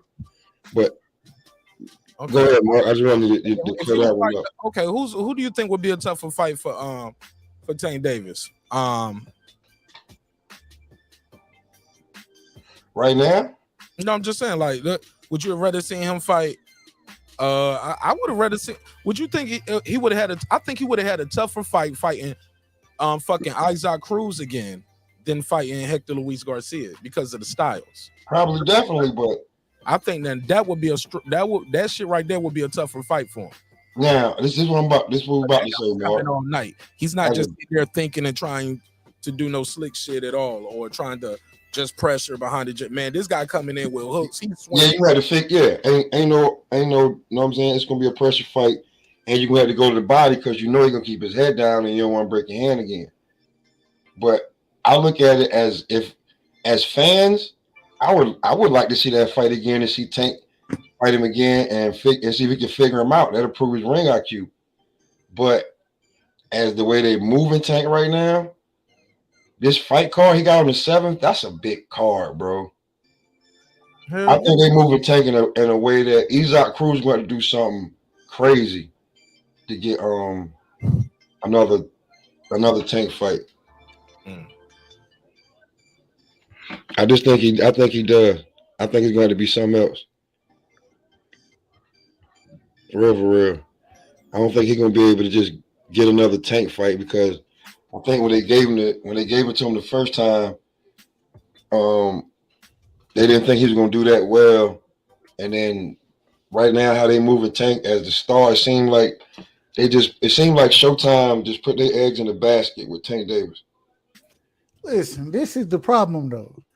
The problem is we're talking about, and just hear what you're saying right now.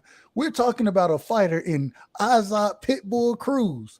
We're saying that this individual, Isaac Pitbull Cruz, an individual we already seen Tank beat with one hand. Tank beat his ass with one hand. Now, and even if you want to say it, it was a close fight, okay, cool. Imagine if Tank got two hands the entire fight. He's still gonna beat his ass. And so what I'm saying is that, man, if I'd have seen the man beat this dude with one hand, I need to see better competition, and the better competition, because in my opinion, I think that somebody like Zapata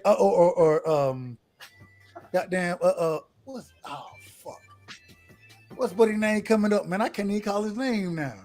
What's his name? Who? Garcia, Hector Garcia, excuse me. I think Hector Garcia, he got a good chance to, I ain't gonna say he gonna beat Pitbull Cruz, but he'll go the distance with Pitbull Cruz and got a chance to put hands on him. You know what I'm saying? Same thing, man. People want to sit here and tell me that people didn't think that Chris Colbert was the goods. A lot of individuals thought Chris Colbert was the goods. Martin Nash, you may not be one of those individuals. I'm not saying you are.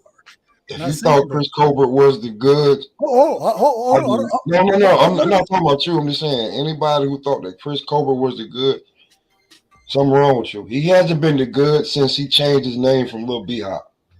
Hey, not mad at it. I'm not mad at nothing you saying. You know what I'm saying? Matter of fact, in the fight with him and Hector Garcia, you feel me? I was like, bro, I think this is a 50-50 fight. I picked Chris Colbert to win the fight. I picked him to win the fight. I'm not gonna lie. But at the same time, I was like, bro, I think this is a 50-50 fight. I think it's gonna be close, but man, Chris Cobra gonna dog it. He got that dog in him. And Hector Garcia showed me that nigga ain't got the dog I thought he had. And then went on and showed that now I got the dog you thought that he had. You feel me? And so I'm not saying I think Tank wins the fight, bro, but that's a good fight for Tank. You tell me, I think that's a better fight, especially because of the size, the length, and the pedigree of of Hector Garcia. I think it's a better fight for Tank than Pitbull would be round 2. I think it's a better fight. I think Tank has a tougher time beating or a tougher time in this fight because we see, if Tank had both hands, I don't know what would have happened. All I can go off of is what happened. And I watched Tank win. I thought it was convincing, in my opinion, with one hand. And so if he could do that with one hand, I can only imagine what he'll do with two. So, I mean, it's time for him to step up, and this is a better fight, in my opinion. Go ahead, Pop. This is a bag for Tank. Before he go to court, point blank simple in my eyes, like, I done sat back and analyzed it. This is a bag for Tank. Ain't nothing else. He gonna knock homie out early. That's gonna be it. Then he can get ready for Ryan. I mean, if the judge, because Tank got some other shit going on too. Like, if certain people know it. Like, if you know, you know. But this is a bag for Tank real fast, and then maybe he can come back out and get the Ryan fight if court looks good. But this is a bag, and this is a great bag too because this is a loaded card. So I see they moving 2023. Tank taking that he taking that step on being a big stepper on his own. The handcuffs is off, the training wheels is off. It's GTD Promotions. It is what it is, man. Like, this is a bag. He gonna beat homie up. He gonna knock him out. Probably with that same uppercut we watching right now. Yep. But it's still a good fight, though. But it's still a good fight. I mean, it's a good showcase. That's like, you gotta be like, all right. Bet this. Now. Let me ask you this. And see, it's interesting because I didn't really realize what the conversation really is what's the best fight for Tank? That's really the conversation. No, that wasn't the conversation. No. Hold on. Yeah, what? Hold on, Mark. Listen. I'm trying to talk. How you gonna stop me from? Because I got new people that just pulled up and don't know the conversation. Damn, nigga, you screaming at me and shit. Let me flow. The conversation was originally this top rank tweet. And why can't Loma fight Devin in March? Mm-hmm. That's what the original conversation was. Mm-hmm. That's what the conversation was, guys. Go ahead, right side. You can, even if you say that, from what me and the brother respectfully, Mark, what the conversation we've been having, that wasn't the conversation. Right side, just speak, bro, on your point. Like, please don't debate me and go back and forth. Go ahead, bro. Go ahead. You got it.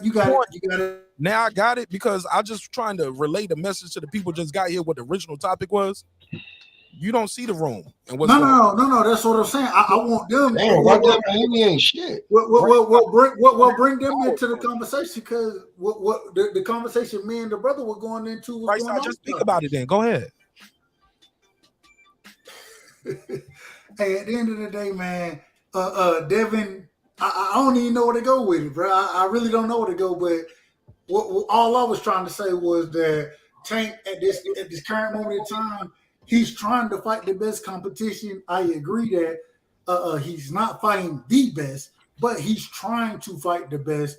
And I hope to see after the Garcia fight, I hope to see him fight the Devin Haney's, the Shakur Stevenson's. I hope to see, and I'm proud of him from the Ryan Garcia fight. So I got a lot of love for Tank right now, bro. I'm throwing him a lot of accolades, a lot of love, because at the end of the day, I have seen him progress through his career. He's been fighting competition that I didn't agree with, but now he is fighting competition that I like to see. And so I got to give that brother credit.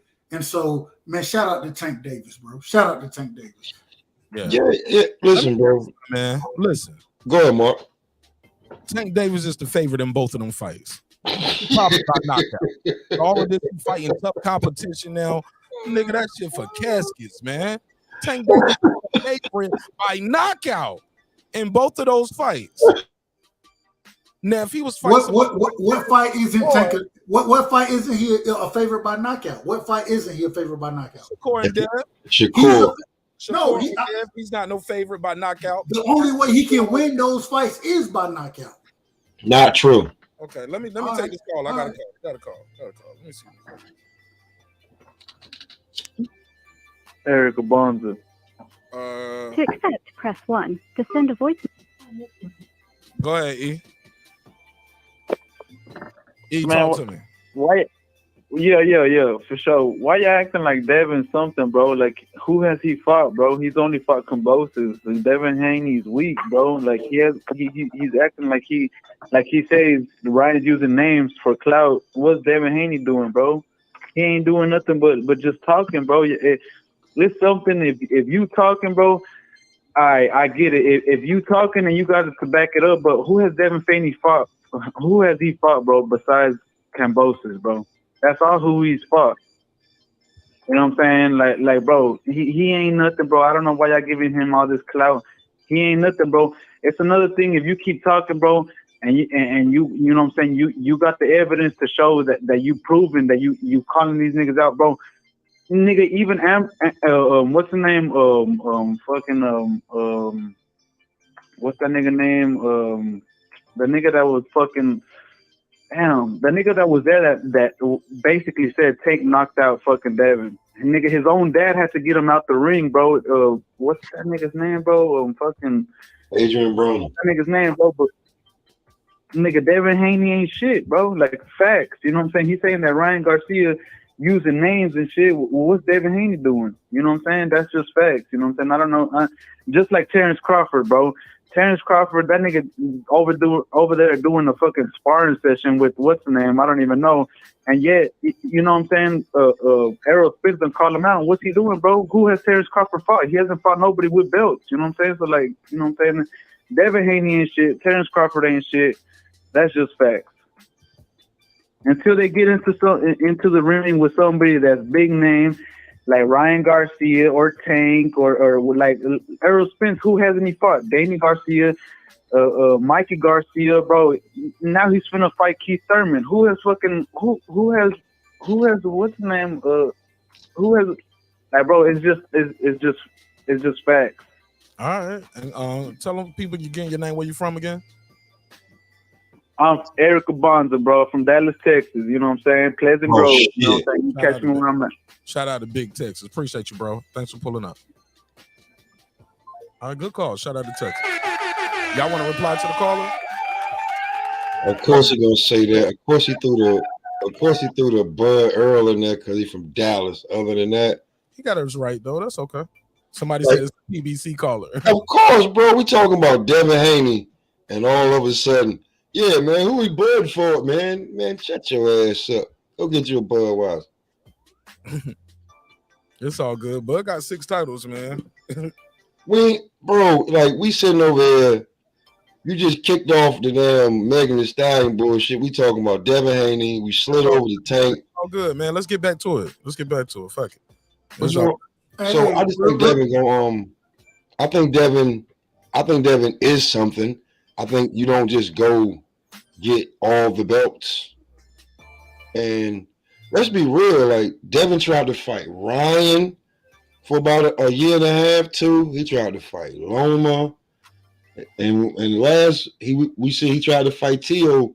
I mean, people forget they tried to steal the belt from Devin when he was hurt and tried to give it to Ryan.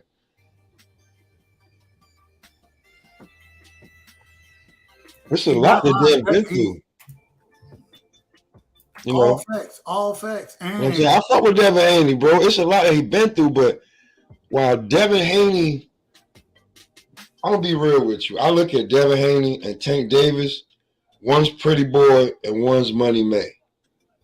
One's looking to make the great fights, the legacy fights, and one's looking to make the biggest fights possible. Tank's looking to make the biggest fights possible. And Devin's looking to make the best fights for the fans. Now, at some point, the biggest fight is going to be the best fight, but it seems like it's going to be on Tank Davis's terms. That's why when I say that between 130 and 140, he runs that division with no real belt, people get mad at me, and I'm like, you can get mad if you want, bro, but they come out to see Tank. The numbers are for Tank, and other than Canelo, sometimes Wilder, like Tank's a pay-per-view star. How many numbers he be doing? Huh? I mean, numbers, breaking numbers like that when people like, yo. No, I don't think he's doing breaking numbers. I think he's doing borderline numbers. What? Like what? Like for you to say you're a star, you got to give me something. You got to lower your standards for pay-per-view now. Oh no, I don't. I mean, okay, Canelo's. I mean, what's the most Canelo's doing? I'm just asking, what is Tank Davis numbers doing to make you say he's a star, big dog? If you can get, if you can do 200, if you can clips 200, you good. They're gonna call you a star now. Okay, that's what they're gonna call you. You know, for the last 2 years, I was like, this is okay. So this is the criteria. So, I mean, if this is what they're gonna do, I'm gonna adjust to it. This is you get two stars fighting each other. You expecting to do 400,000? That's a block. Depending on the star quality. No, look what you just said. A star is 200,000. If you're a star, if you're a star, so if I get two of those, that's 400,000. That's what you guys think a big. But okay, all right. I don't think I didn't say a big star. All right, fair enough. You know what I'm saying? Like in basketball, you know, you got stars, all stars, and superstars. And I think right now that he's a star. You know what I'm saying? He's on the cusp of it, you know. And the reason why he ain't selling like how he should on the pay-per-view numbers is because you're carrying the car. You ain't fighting nobody. I think this car right here may do numbers. You know, he did a 200,000 versus Rolling. That's him carrying the car. You feel me? Hey, real quick, the reason these individuals do these numbers is real simple. It's real simple on why individuals, Tank, Bud, anybody you want to name, EJ, anybody, the sport of boxing, respectfully to the sport, well, it's two things. It's multifaceted. It's two things. The sport of boxing don't carry the fans it used to. That's the first thing. The second thing is most people don't know shit about boxing, and because they don't know shit about boxing, they buying fights that they shouldn't be buying. And unfortunately, because we've seen what the Showtime, regardless of who it is, we've seen in the last 5 years pay-per-view. The pay-per-views that are being put out aren't. I mean, we do have some good ones. 2022. I want to do a show about this, and 2022 honestly was one of the best years we've had in the sport of boxing. It's been a great year this year in the sport of boxing. It's just that a lot of people don't know what they're looking at anymore with the sport because of the way the fan base has kind of moved, and you're not going to get those. And also the other thing is you have those individuals who are going to stream the fights. I didn't even think about that, but you got those individuals as well. So you're not going to do big pay-per-view buys like you were going to do before.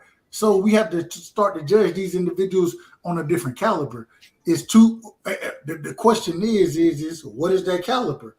Whatever the top level is, that whatever they do, And that's what it's gonna have to be going down. And so we saw that. Well, I don't trust none of those numbers that people tell me no more. So I saw certain numbers that Tank may have done, that Earl Spence may have done, that Deontay Wilder may have done. I don't know how true, false. I don't know. I really don't know. I saw what they were doing over in England. I saw those numbers. And so I'm looking, I'm like, I don't know what the hell the truth is. And so it's really difficult now to say what fighters should do in the sport and where the sport is really at.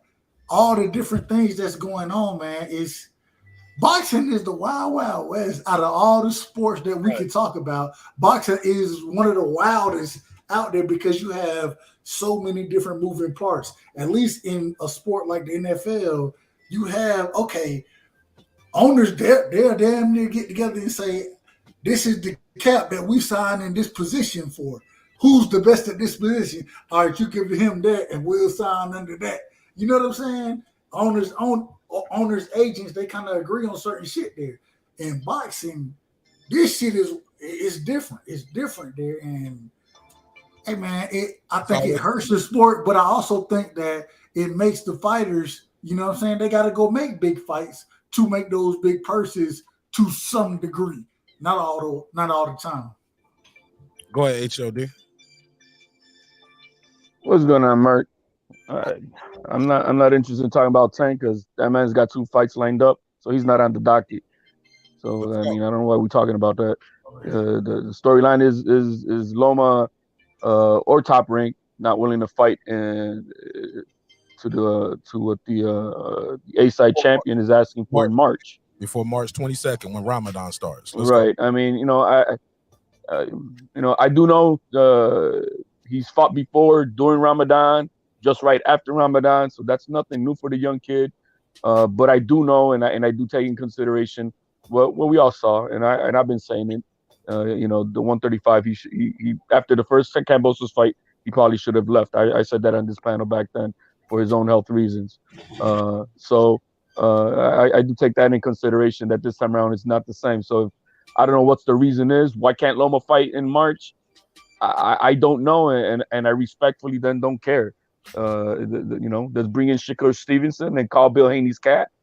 He offered the young man to fight, that he's willing to do it, that he's the toughest motherfucker, and they want the toughest motherfuckers. They want it. So let's call Bill Haney's bullshit cat and put that young man in the ring March 2023. Devin Haney versus Steven. That's it. Say it again, HLD. Say it again. Let's call Bill Haney's bullshit cap. He offered this young man the fight. He said, we want the toughest motherfuckers. We want the baddest motherfuckers. And you are the baddest motherfucker. You are the baddest motherfucker. So, yeah, let's do this. I got this. We do this. We want this. Yes, well, let's go in together. Well, now guess what? Now you're at the negotiating table. You tell the Godfather, yo, that man can't make it. I am the undisputed champion. I am the A-side. I want the baddest motherfucker out there. That's Shakur Stevenson. Let me see him, whisper that to the Godfather. Let's see if that happens. Let's see that happen. Because I'm okay with either one of the 2 fights. I'm more favorite to Shakur because he's the younger dog, and I like what the kid is trying to do. He's got 2 guys caught, publicly.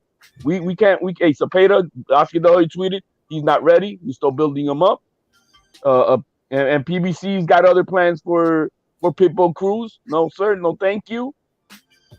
Shakur said, okay, he on the panel. He didn't shy away from the OG, Captain Bill. Let's do this. Shakur Stevenson, Devin Haney for Undisputed 2023 before Ramadan, and let's make that happen. If possible, let's do it on a Sunday so that Shakur could whoop him twice. Let's go. That's what I want. I'm okay with it. There's no excuses for that Shakur. None. None. Everybody right now, everybody saw it. Everybody saw the bullshit capping.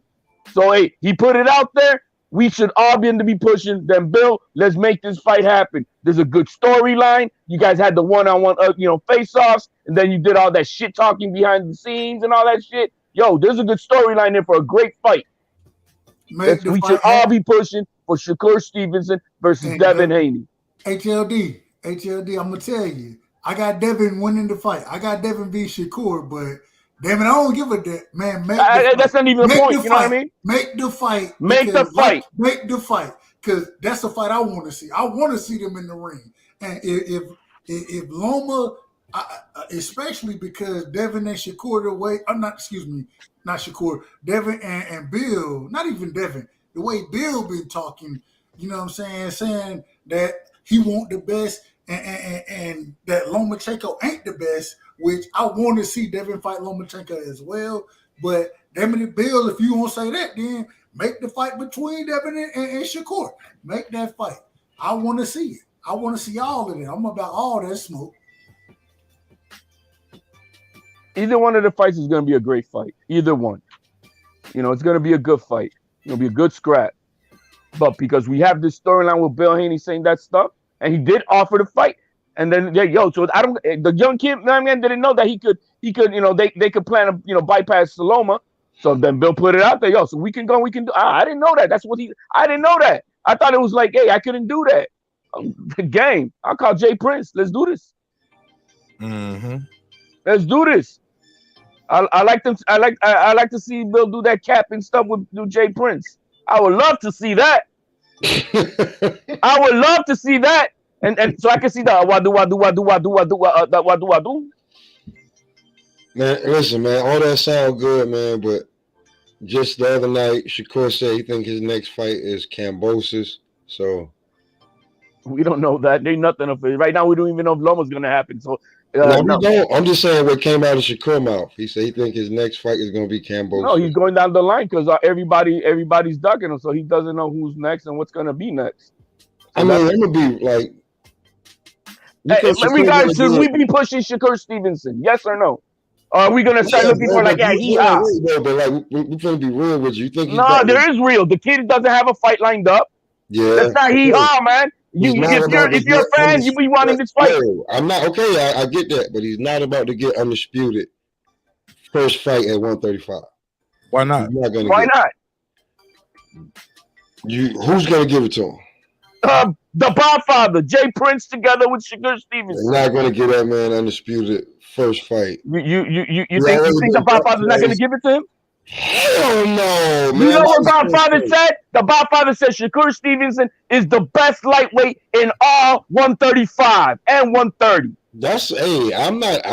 Hey, that's that. So the old man, he's got the rest ball for the kid. I don't dispute that. I don't have nobody saying a problem with that, but they're not about to give him undisputed. No, you see, I'm already hearing the hee-haw. I'm already. That's see what I mean. I'm hearing the hee-haw. We want this fight. There should be nothing more than just saying, "Yo, put Shakur Stevenson in." He's not gonna get it. That's the pressure that we should be doing. Unless these prideful fans are now cowarding behind that. Oh, we don't want Shakur. It's because he can't make it. Pop, you keep saying the same line. You got to say something new, or you let that guy speak. But just keep saying we're not gonna get it. Okay, bro. This guy is moving. He's a great fighter. We're not like that's how little kids argue, bro. We got to. Okay, I'm gonna say. Okay, I'm gonna talk because he's really loud. I'm not trying to be loud because the kids. Yeah, well, let him talk then, and he won't have to get that loud. All he's trying to say is, why not? Why not? You can't just keep saying we're not gonna get it. He's an ESPN guy. Bob Arum got him locked in. Bob Arum say he's the best. If you want to keep the belts in house, you got two guys. You got a guy right here who's locked into a contract with you. Why not give him the fight? I mean, he's young, he's strong, he's fresh. Loma's older. Loma is older. And Shakur is pound for pound. That's what everybody loves that shit. So let's remember, he's top 5, top 10. Chance to beat Haney, Shakur or Loma? Shakur got a better chance. In my eyes. Yeah, so why wouldn't Bob want to maximize his keeping the belts in house? Looks like he's trying to get that fight to Loma. Let me play the game of chess so I can. I'm the Bob father. They're not gonna let it happen. Let me do this super chat real quick. Shout out to as well. He said much respect at Mark Nash and the chat. He said stop in to show your chat some support and hit the like button. Thank you, my brother, for supporting the show in a major way. Thank you again. I got 5 on it. Tony Boswell keeping the lights on. Appreciate you. Go ahead. Let's play chess. HOD. Okay, the chess game. I'm the Godfather, and you kind of touched on it. We got Devin Haney, locked in for 3 fights at 135. He's got this one more left. So I'm the Godfather, and I want to secure myself to make sure I keep all these belts at top rank. Now, do I have a better possibility with this last fight with Devin Haney to keep the belts at top rank? With because after this fight, if Devin Haney wins, he drops the belts go everywhere.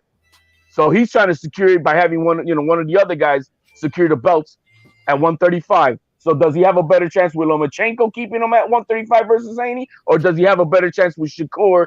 If Shakur beats Haney, then he's still got another big fight, Shakur versus Loma at the end of the year. So I look at it like that.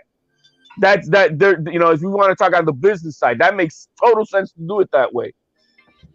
So besides 135, he'll be undisputed. He'll fight for undisputed. He won't have no fight in between.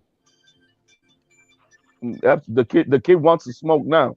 I'm not saying the kid don't want to smoke. I'm just saying I think that Bill wants that damn Loma fight.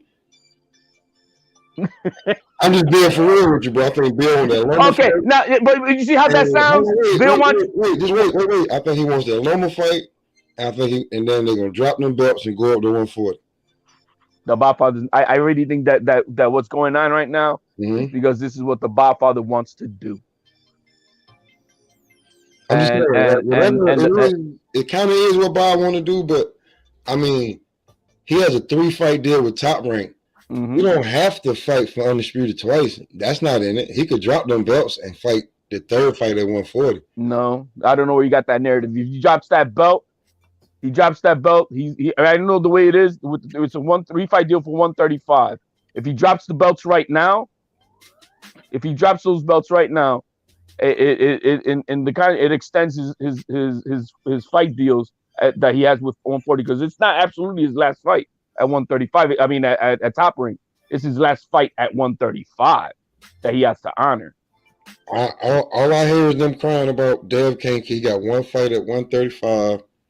It's gonna be Loma. I think all that shit was cap when he was talking to Shakur. It was all cap. He just didn't want to. He didn't want to swallow his pride and take that L. He wanted Loma. He ain't about to. I don't think he knows what's up with Shakur right now. Well, I'm gonna talk like the consumers, and I think if that's what the case is, after what we saw and all that shit, we want Shakur fucking Stevenson versus Devin Haney, March 2023. Whatever day you want, Devin Haney. Whatever day you want. Anytime before March Ramadan. Whatever day you want, Shakur Stevenson's ready to stand up.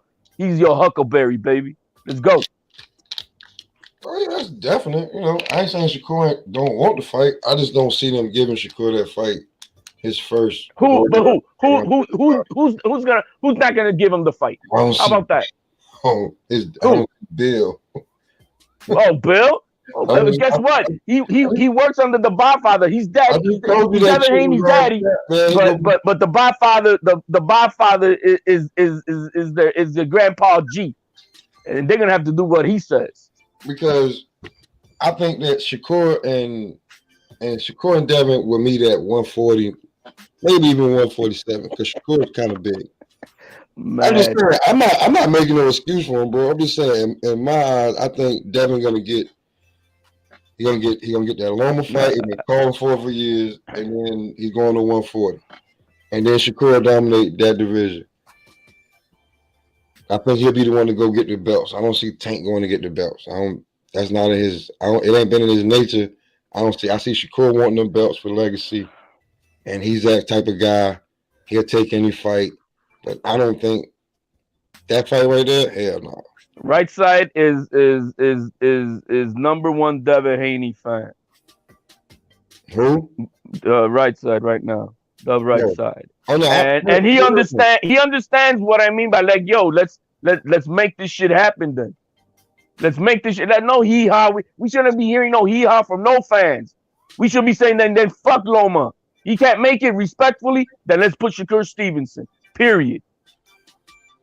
That's it. Let's make it happen. Not no hee-haw. because I want the plans that I got in my head that I don't think they're gonna give it, and maybe it's gonna be a 1-4. No. We saw the channel. We saw how he paraded around the community. Bill Haney said he'd give him the fight. He played the kid because then he had to come back on to try to double talk and all that bullshit. Well, are we on the protection plan for Bill Haney? Or are we gonna call him out that yo make this happen then, bro? You did offer it. Hey, listen, man. After the last month, the last 2 weeks, Bill Haney got a lot of cap in him, and like I said, man, so let's put it on the line, man, and let's and without no worries, man. He should be able to whoop Shakur, man. Go ahead. If Shakur gets that fight, I'll be ecstatic. I'll go ahead and be like, yo, I was wrong. Yo, man. It's the best. I don't have no problem saying that. He's a 130-pounder, man. He should be able to, man. Devin Haney should be able to whoop that boy's ass, bro. You told me it was 130-pounder. Hey, that's Shakur Stevens. He's a 130-pounder, man. I mean, 130-pounder before my goddamn life. He's young. That boy big as hell. That boy rehydrate. I mean, cut you off, but that boy rehydrate crazy. I used to look at it when he was fighting at 126. I was like, he's 100. There's no way he's near 126 pounds beating these boys up right now. When he went to 130, and I just want to throw this in there, that even though he got the Valdez fight, like, look how long it took for him to get Valdez. Like, he chased him through 2 weight classes and then got him. So I don't think it's just going to be that easy for Shakur to go up to 135. I mean, people can say that he didn't get ducked, but I think he done been ducked twice already. He's been ducked in the last 2 weeks twice. That's what I'm saying. So like, I mean, just like the guy was saying that what I was saying. Let Loma, Devin gonna get the legacy fight. He want to probably be the one that put Loma over the hill. And what him and Shakur got at least the next 3-4 years to meet at 2 different weight classes and fight. Nah, we don't want to play. We don't want to play a Crawford Spence bullshit. Today it's the day. Crawford Spence though. We want it today. It's knocking at your doorstep. There's no reason for all this. I don't know what the hell we talking about. I want to see the best fight, and we can make it now. And I'm hearing hee-haw. I'm not. What you want to hear? Hee-haw? Like, because I'm not, yo, man. We don't even know if Loma turned the fight down. Or it ain't ready for the fight. Yo, Devin Haney. Well, then Devin Haney's capping. Man, listen, them Haneys do some, like, I ain't saying them Haneys, but I don't know. Like, has he talked to? Did he say he spoke to Loma? He said Top Rank. Top Rank is trying to make it in May. And they asked him who's what was it? What's the tweet, Mark? You got it there? I got it right here. Oh, no, we don't have to even paraphrase. Go ahead. Started off. People want to try to push my fight with Loma to May, knowing the longer I stay at the weight, the harder it is to make. Let's do this shit in March. And somebody asked him who is these people, and he replied with Top Rank. 2 words only, Top Rank. Right here, he said, and then somebody said, why not fight somebody else? He said, let me take the phone number off real quick. All right, here you go. Somebody was like, who is these people? And he said, Top Rank. He said, I literally told Top Rank I wanted to fight before Ramadan. Ramadan, as many of you know, is in March, right? March to April, you said. March 22 this year. I'm trying to I want to give it the right date. Here we go. This year is from March 22nd to April the 21st. So he's trying to fight. He's not trying to come off of Ramadan for 30 days of fasting. Then have to go into training camp to, to fight in May. Yeah, that's crazy. Before March 22nd. He fought Linares during Ramadan, and he fought someone else the year before, just right after. Look, but he's older now. But right. That's what I said. I respectfully understand that. And nah, I ain't doing that. Maybe he's more disciplined with his religion than he was before. Man, that's all. And that's all good. I mean, he was training at nighttime, guys. I mean, that's what he wasn't. He wasn't disrespecting his thing, but it's true. It'll be tougher now. So all right, we're good, man. March 1st, Shakur Stevenson. No, listen. You keep moving Loma out the way. Why Loma can't fight in March? I don't care. He don't want to fight, man. No. He didn't say he didn't want to fight. He said Top Rank is trying to tell him to make. Why Loma can't fight him in March? Well, when Loma comes on one of these panels to play the capping game like everybody else trying to be doing, then we'll ask him, right? You slid Loma out, put Shakur in. I'm asking you, why aren't you pressing like Loma? Go and make this fight. Why you can't fight him in March? Yo, man, if you don't, if you know, he's what did Loma say? And the reason why I'm saying He is said shit. Yeah, what did Loma say? Yo, man, whatever it fucking takes, right? No, Loma said you're a heavyweight. That's what I heard. Loma No, we're not changing it. Loma said, I'll whatever it takes. It doesn't matter. Was it before or after he called him a heavyweight? That's playing the game, bro. If you guys really take that shit seriously, man, I take a man at his word. Oh, stop, bro. Anyway, man, he said what I take at his word. He said whatever it takes, and so whatever it takes is before March 22nd, right? Bro, it ain't even Christmas yet, and we already done counted Loma out. Hey, he said he said whatever it takes. He's not willing to do it. Shakur Stevenson, step up. Yeah, because he could start training camp late January and still be ready for the March, right? Still be ready for March. Take the rest of because when he fight last month, November. Yeah, respectfully, I'm not sure if Loma went back to the Ukraine. I'll be honest with you. I thought that was his plans. So who knows? Might have went back. But that's what I think that was his plans. They came back just to watch Tyson Fury fight. He didn't even fight. So yeah, they can obviously leave. Right. So we don't know what the situation is. I don't think Loma's on his phone while he's over there in the UK, right? In Ukraine right now. I don't think he's checking his phone for.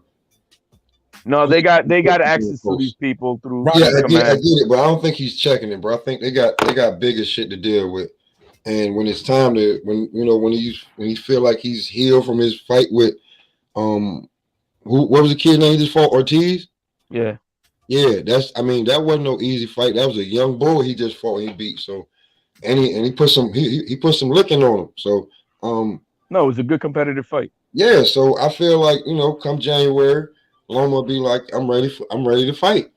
But we ain't even hit Christmas yet, bro. We barely out of Thanksgiving almost. You know what I'm saying? We ain't hit Christmas yet. And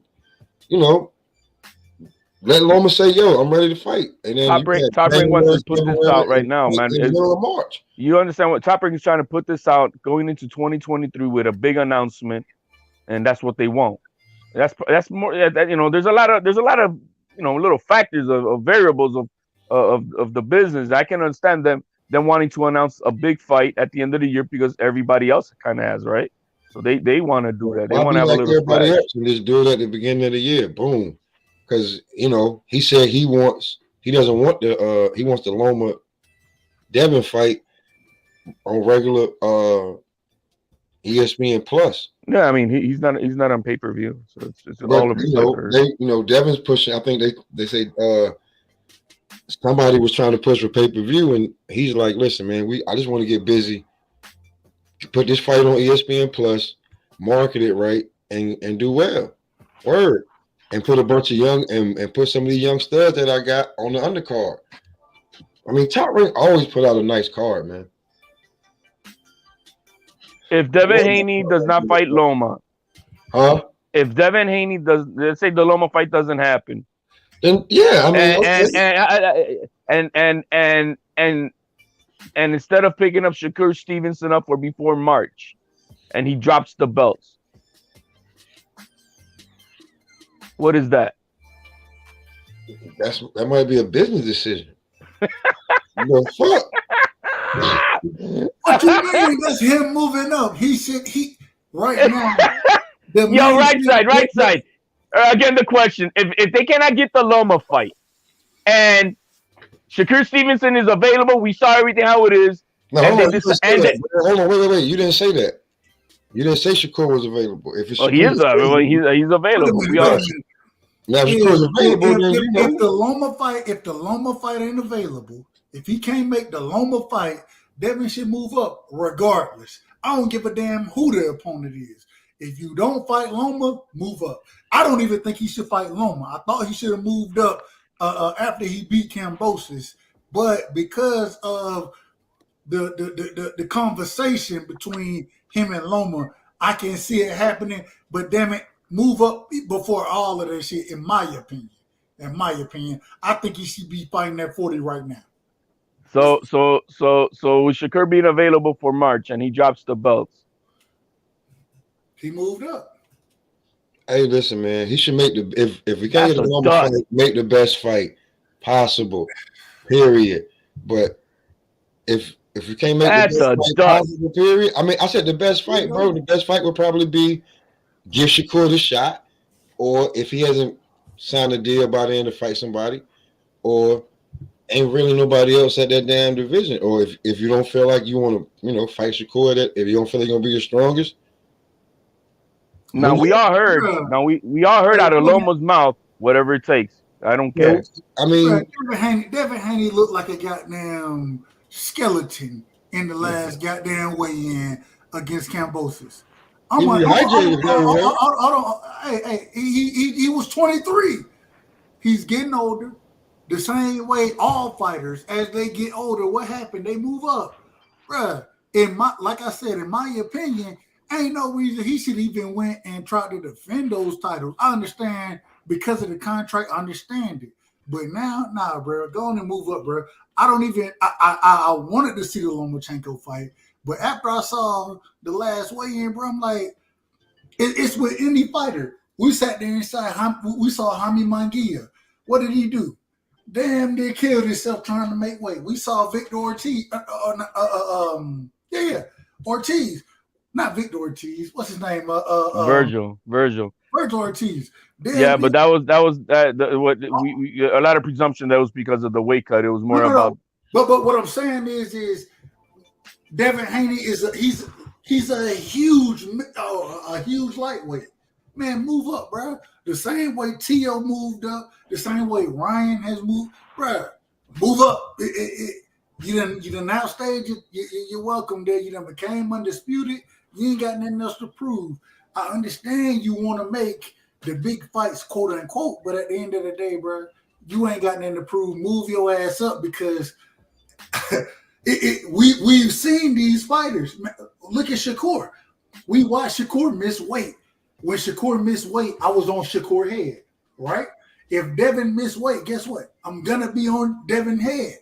You was on his head, bro? You damn right. Bro, his body changed on him. Don't fight at a weight. If you can't make the weight, bro. If you can't make the weight, and you knew and it's not like Shakur didn't know he wasn't gonna make the weight. He didn't know the day of he wasn't gonna make the weight. No, listen. This is what I'm telling you. I was just at the T.O. fight, and it was Jihad Tuck was supposed to fight. Oh man, Jihad Tuck hurt me, bro. That hurt me. And I'm big on. I love that was like 3 pounds, right? Like 3.5 pounds. What happened? What he missed weight? Yeah, but 3.5 pounds, I think. But he missed weight bad, bro. He missed weight. But listen, bro. He hit a crazy growth. He grew every way. He 18 or 19. He just turned 20 is what I'm saying. Yeah, like he young as hell, bro. When they signed to make the fight, he was like 5'9.5". You know what I'm saying? When they agreed to the shit, when he come into the weigh-in, he's right there at the height as his fighter. The guy who's fighting was 6'3". Like he had a crazy growth spurt. And then they was like, all right, listen, we're missing weight, we're gonna fight the catch weight.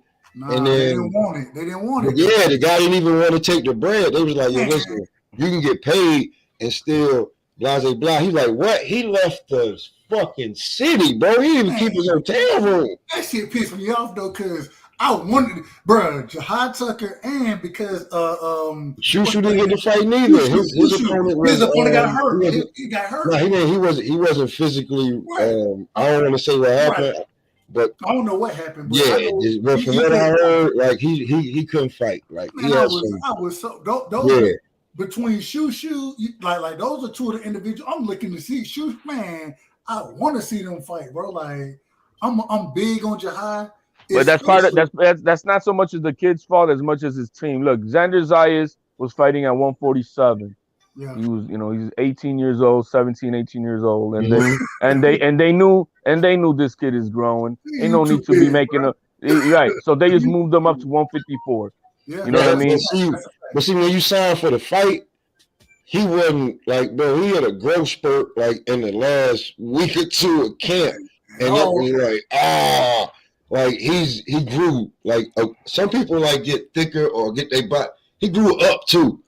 But Jihad Tucker big as hell anyways. You know what I'm saying? He went big as up in hell. height. You feel what I'm saying? So it was like, I fuck with Jihad. okay, we gonna fight with catch weight, and then I we think gonna he's make the good catch too. weight, and then I think Jihad Tucker is the goods. He is so the when goods. do you kill yourself for that? You know, and then the guy was like, I don't even, hell no, I ain't about to be no showcase for you. Hell no, he left. The You know what I'm stipulate saying? but if Devin Haney just drops the belts, to my understanding, with the stipulations of the contract, by not fulfilling the next third fight of 35, he signed on to Top Rank for a few more fights at 140, and so he's not, So there's yes, there's probably business decisions if they want to go that route, but then they'd be locked in a little longer, and so Ain't no wrong being locked in with Top Rank, man. You're gonna get good fights. No, I mean, which is good, but is I knowing how the Bill Haney, they're thinking everything very methodically, as they should, to maximize what's best, right? And in that case, is it to have a shorter fight deal, with after doing the 135 and only maybe having 1 or 2 fights at 140, and then they can renegotiate, or is it dropping the belts now and they're locked in for a few more fights at 140? Before they can renegotiate. So either way, you're on the worldwide leading script. Hold on, brother, real quick. HLD, say that one more time. I want to make sure I caught it correctly. So the 3 fight stipulation is 3 fights at 135. Okay. But they are still locked in for 1 or 2 fights at 140. But so if he only has, and it seems like we're gonna get the 3 at 35. It seems like we're gonna get that with the Lomachenko fight. And then after that, there's still another fight or 2, I think, left per Bob Arum on 140. Now, if they drop the belts now, and the belts get scattered, then they per the stipulations, they're locked in for another 2 more fights on top of whatever they owe. It's interesting. I was talking to Knockout 86 TV about this, and I said, man, one of the things I'm worried about is I don't know how this contract is going to work, because they're telling or y'all are promoting it as a 3-fight deal. So if it's a 3-fight deal, if you have a title at 35 after that, right? Are you locked into another fight?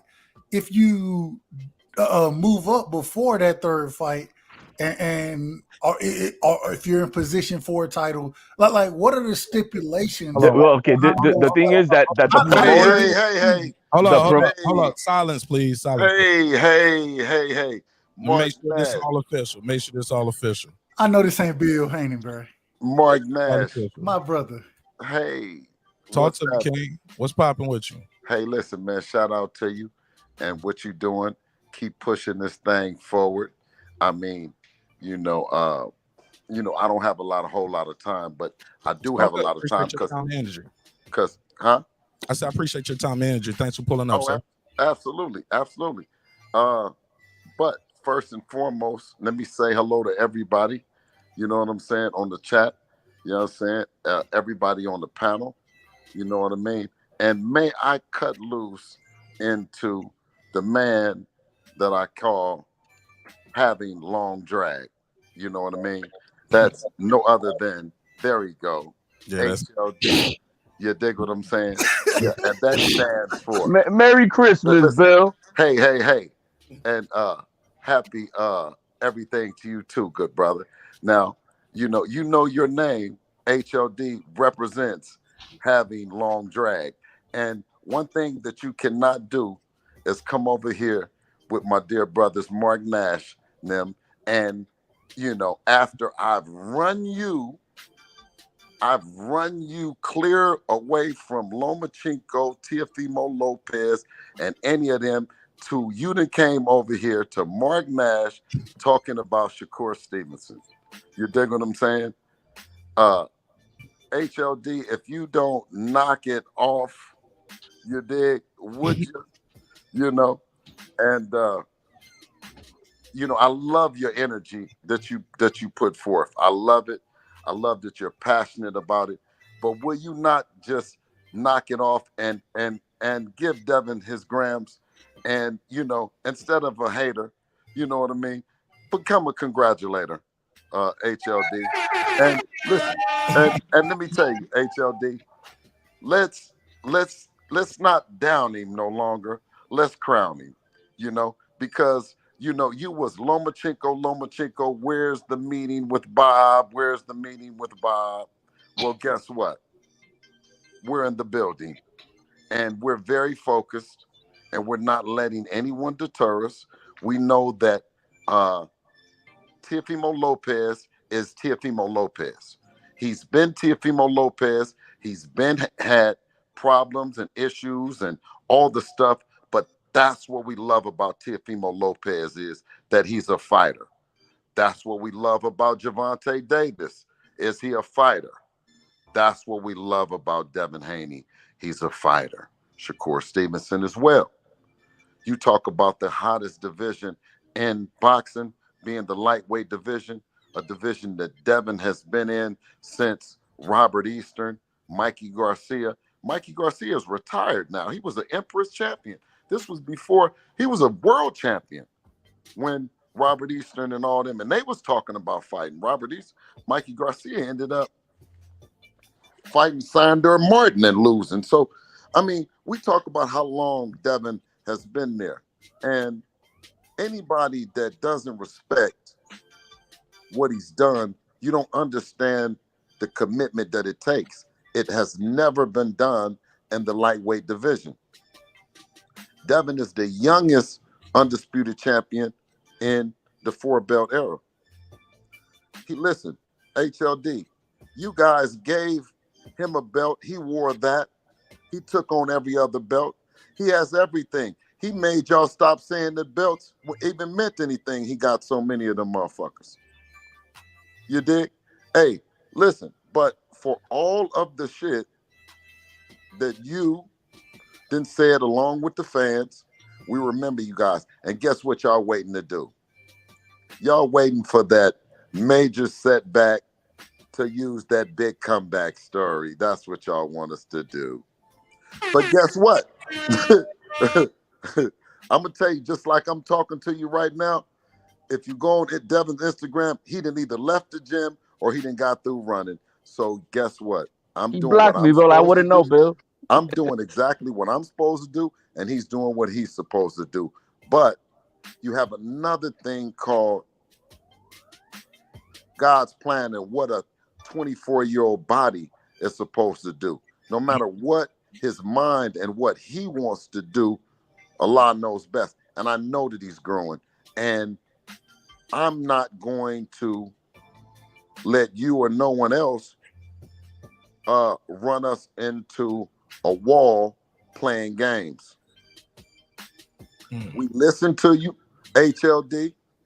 We gave you guys ample opportunity to put your best fighter in. Now you come over here talking about Sheikh. I call him Sheikh, Shakur. I've been knowing Shakur before you even knew who Shakur was.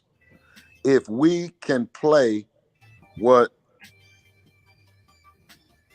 my dear brother and friend, Jay Prince, mentor, guy up, have always been good to me. And my phone ain't rung, HLD. We don't need to disrespect them two kids with that beautiful smile that they have. And they've been dominating. But you guys want to misappropriate and misplace they weights because your favorite fighter don't want to show up.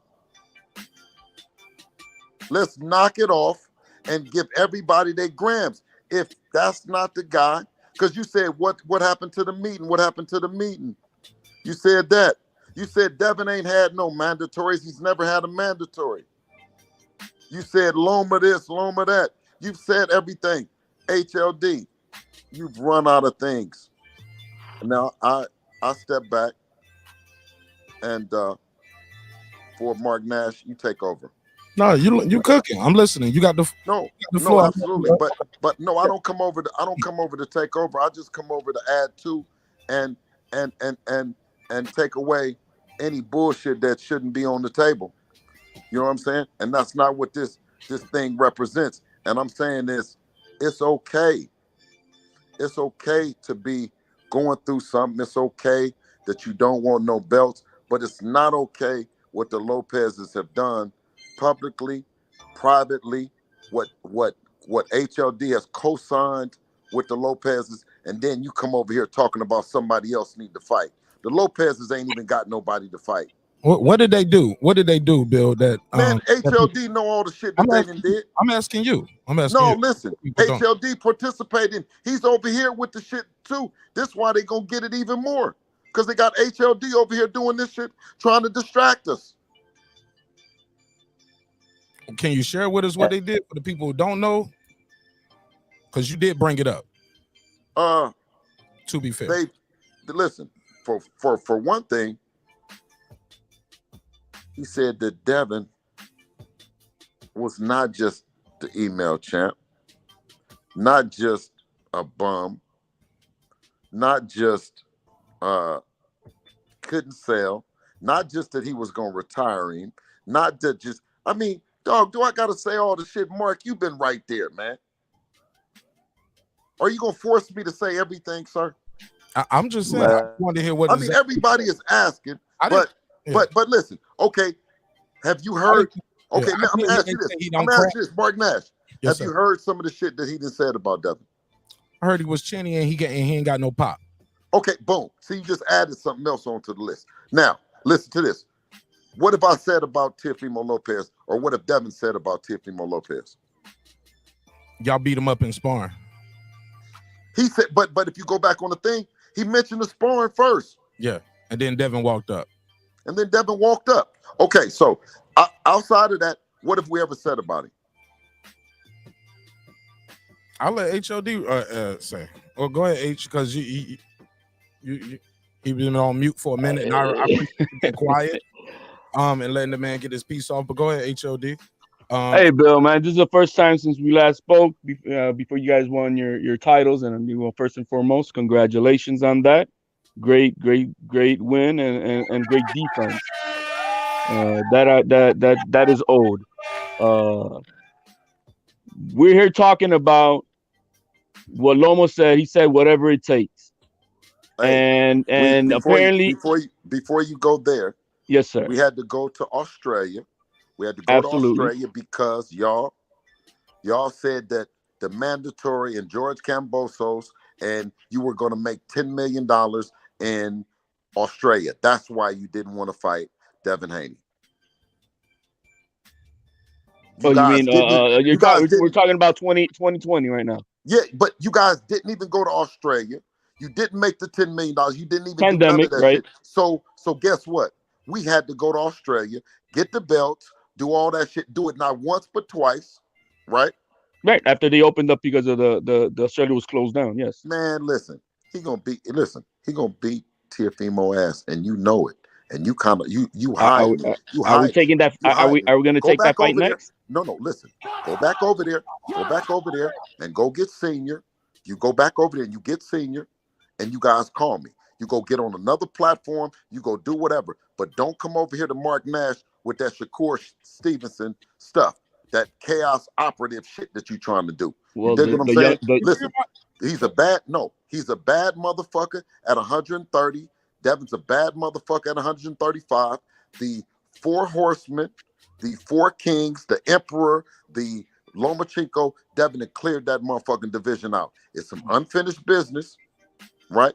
If you ever watched Heat, you know Robert De Niro had somebody that was named Wayne Grove. You figure out the rest. Bill, man, you always tripping.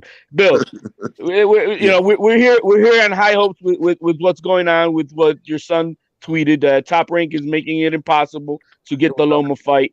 We got him. He can see it. He said, no. I'm sure Bill knows it. No, what he's saying is that this is Loma and everyone else in the world have conceded to the fact that in the first quarter, if Devin doesn't eat, doesn't eat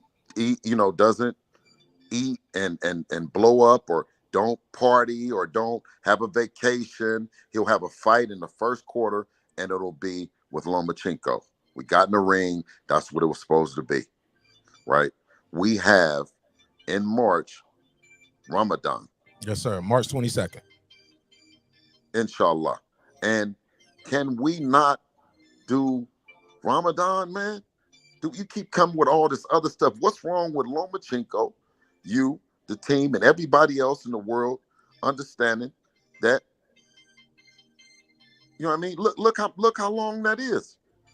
Absolutely, Bill. You guys are the A-side. Listen, he said Lomachenko said he's gonna get ready from the time we walked out the ring. So what is Dev? He running? He going to the gym? What is for nothing? So Bill, may I ask, is Top Rank giving you guys any reason about Loma? You said what? Is Top Rank giving you guys any reason why it can be in, before March for you guys? You guys are the A-side. Well, it's another guy at 140 pounds. One of your friends has been talking shit. You dig what I'm saying? What about him? Okay. Okay. Don't be putting out don't be putting out little smokes over here with signals that make it loud and clear. Hey, so listen, no, you guys got smoke. We got fire over here. Hey, I get it. I love it and respect it. Yeah, that's fire. But Bill, tell me, Mark Nash, what is smoke to fire? Shots fired! Shots fired! Okay. But Bill, if Loma, for whatever reason, he said, we all heard it, whatever it takes, blah, blah, blah. Hey, listen. Why can't we get Shakur Stevenson before March? Let me tell you this. We can't get Loma? Let me tell you this. Let me tell you this. Go ahead. No, let me tell you this. We are trying to get Loma. Dev is trying to get Loma. Dev has consistently, he walked in the ring. Okay. All right. Listen, Loma says that he wants it.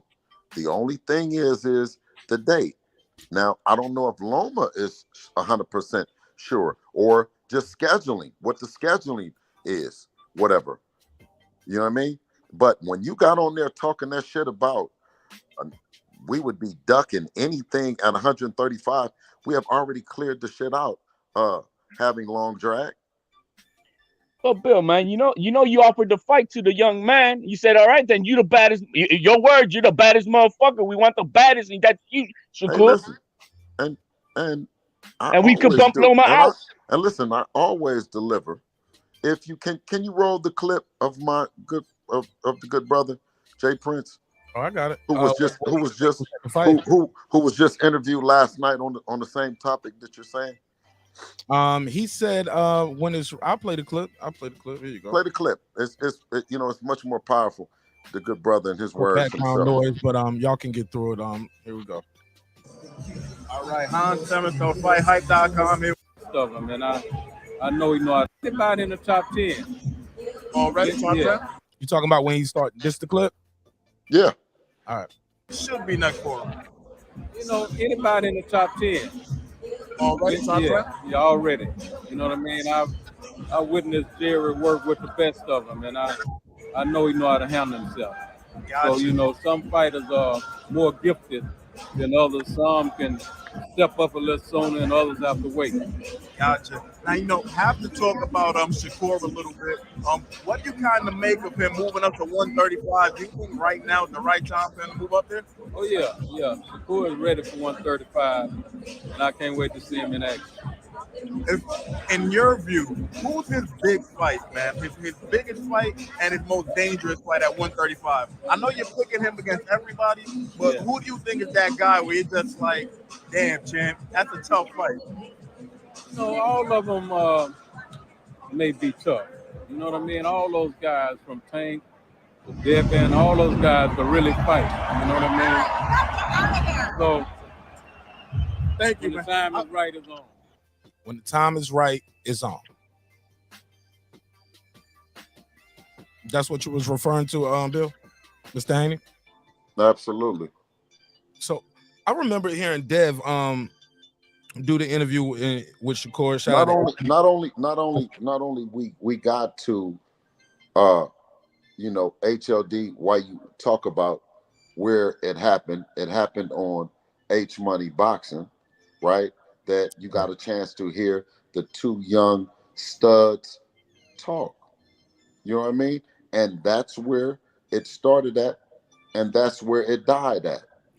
I got a question for you about that, though, Bill. I know, but that's where it died at. The fact of sitting up talking about that fight, and then HLD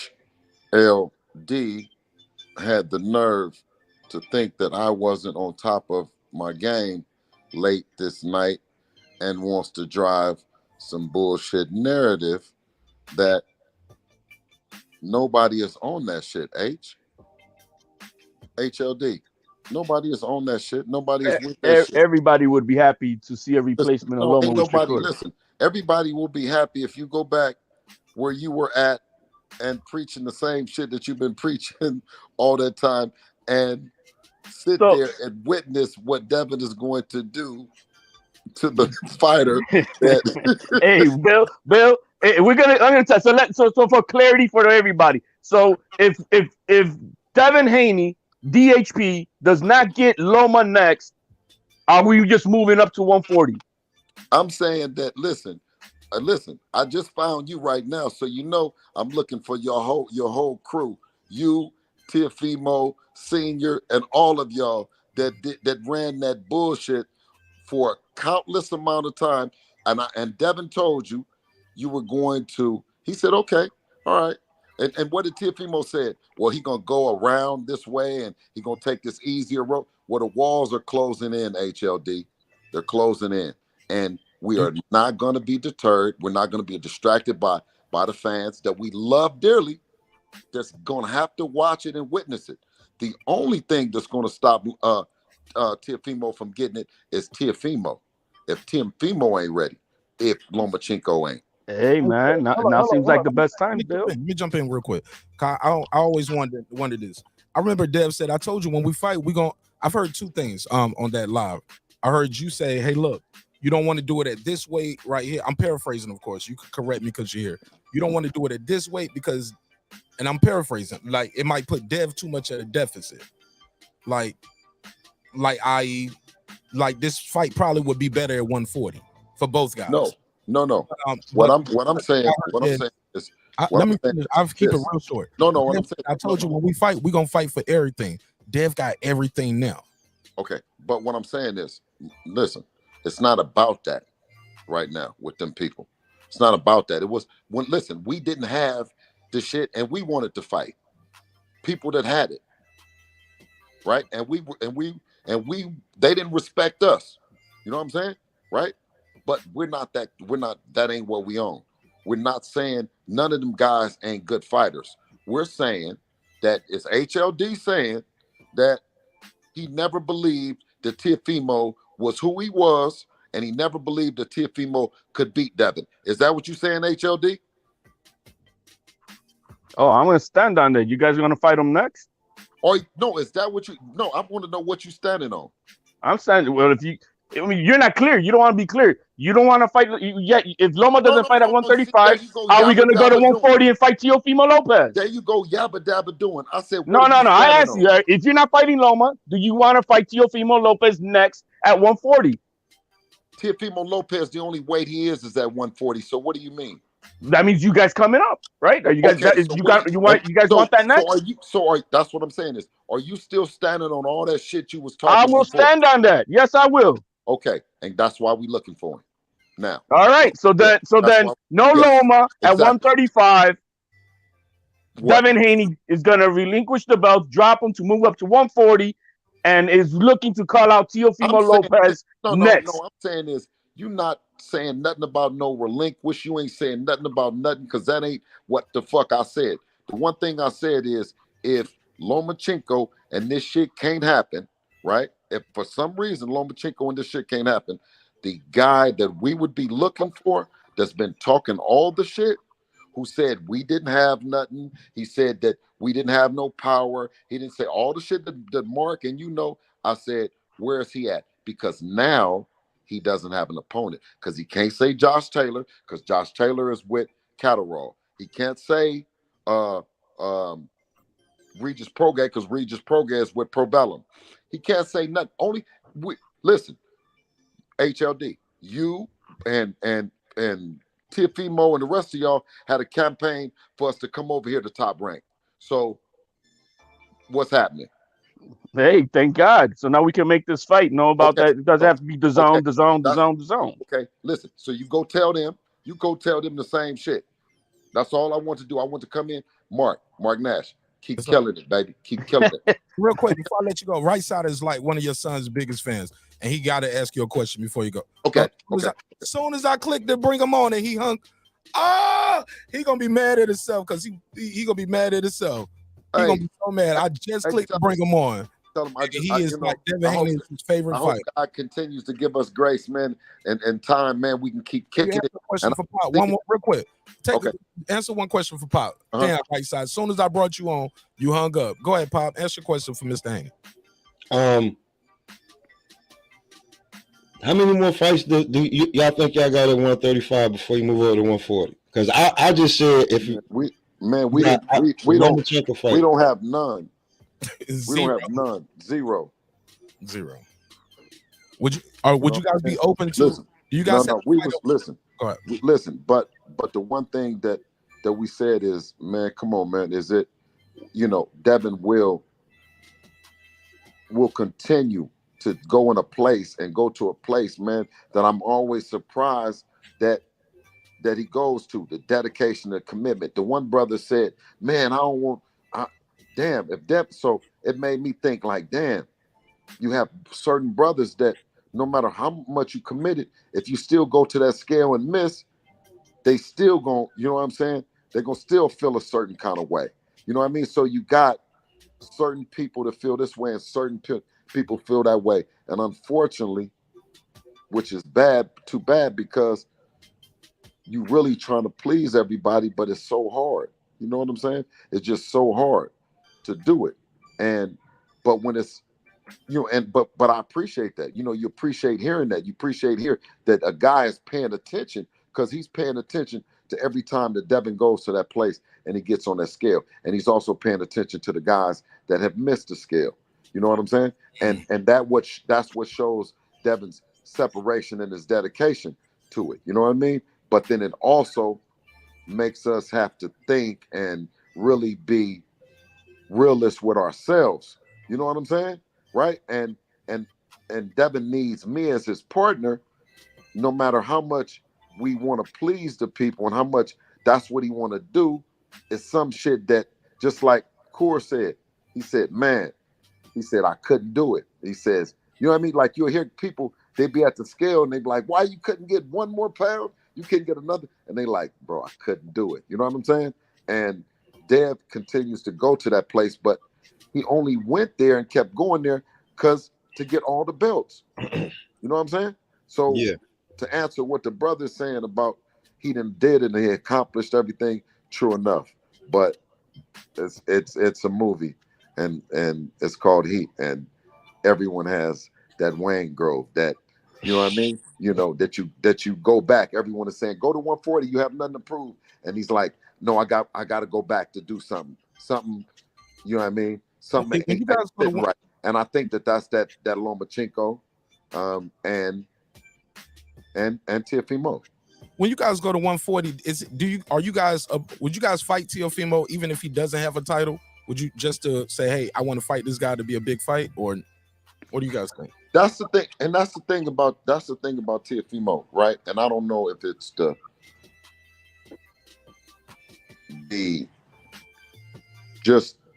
there's so much that we want to fight him, you know what I'm saying? And you don't want to use the rage or any of that, but just the disdain for them and what the image that they're portraying of Devin makes us, because we have the belts. So if we fought anybody right now, it would be for nothing. So it would have to be something that interests us. And to shut Teofimo up and HLD, have HLD quiet as a church mouse right now, means everything. Because them dudes, they put in some work on hating on Dev. You know what I'm saying? They put some work in. You know what I mean? So, Bill, I do have a question I need to ask you, and I would be not true to myself and where I come from, how I stand on it. Now we're saying about disdain.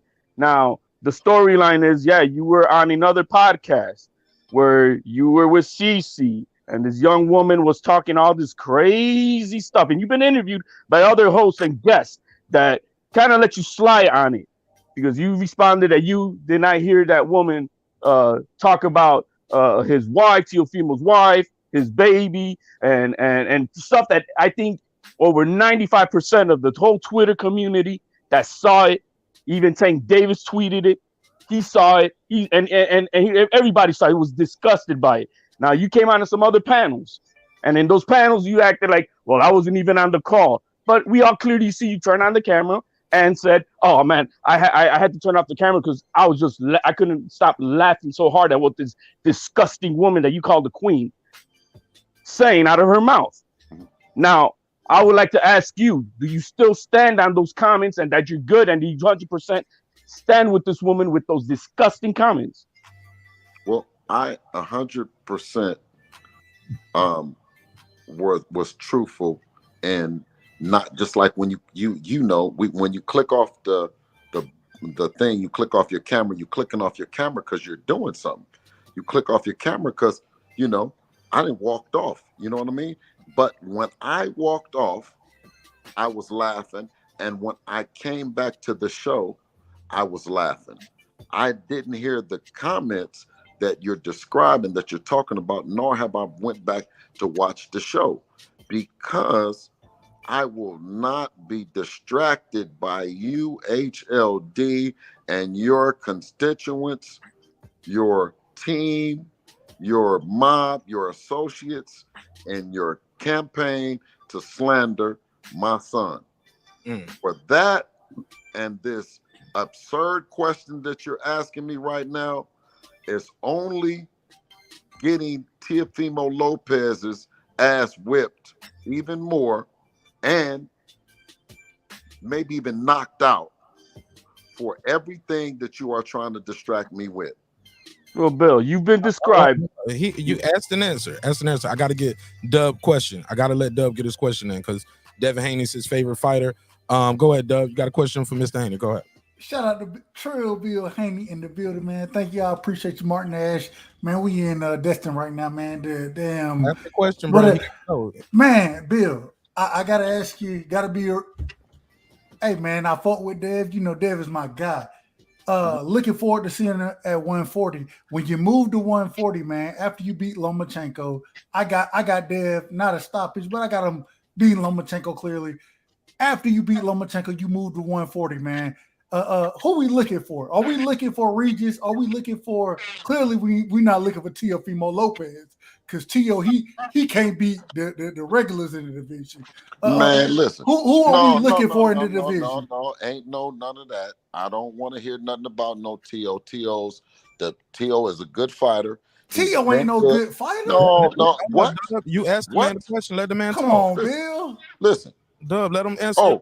That's why you've been waiting to talk to him. Let him talk. No. That's why I listen. But that's why I be like, man, are these guys serious? Do they really be at the gym and really see these guys and who they are? So you gonna tell me that Sandor Martin is not a good fighter? No. Sandor Martin can fight. He can fight. He can fight. And you seen the way, wait a minute, hold on. And you seen the way Teo went up from 135 to 140 and had a good fighter backing up on his heels and not committing, you know what I mean, ducking and dodging for his life. Because guess what? Them eights was coming. Shoo. Listen. He knocked Teo down twice. Listen, I understand that I understand. But what I'm saying is, how did he finish the fight? He finished the fight with Teofimo on his ass. And he's a good fighter. But let me tell you, the reason why is because that's what you got to stop. Lomachenko, Teofimo, you got to stop Teofimo from coming forward and having you do all that shit.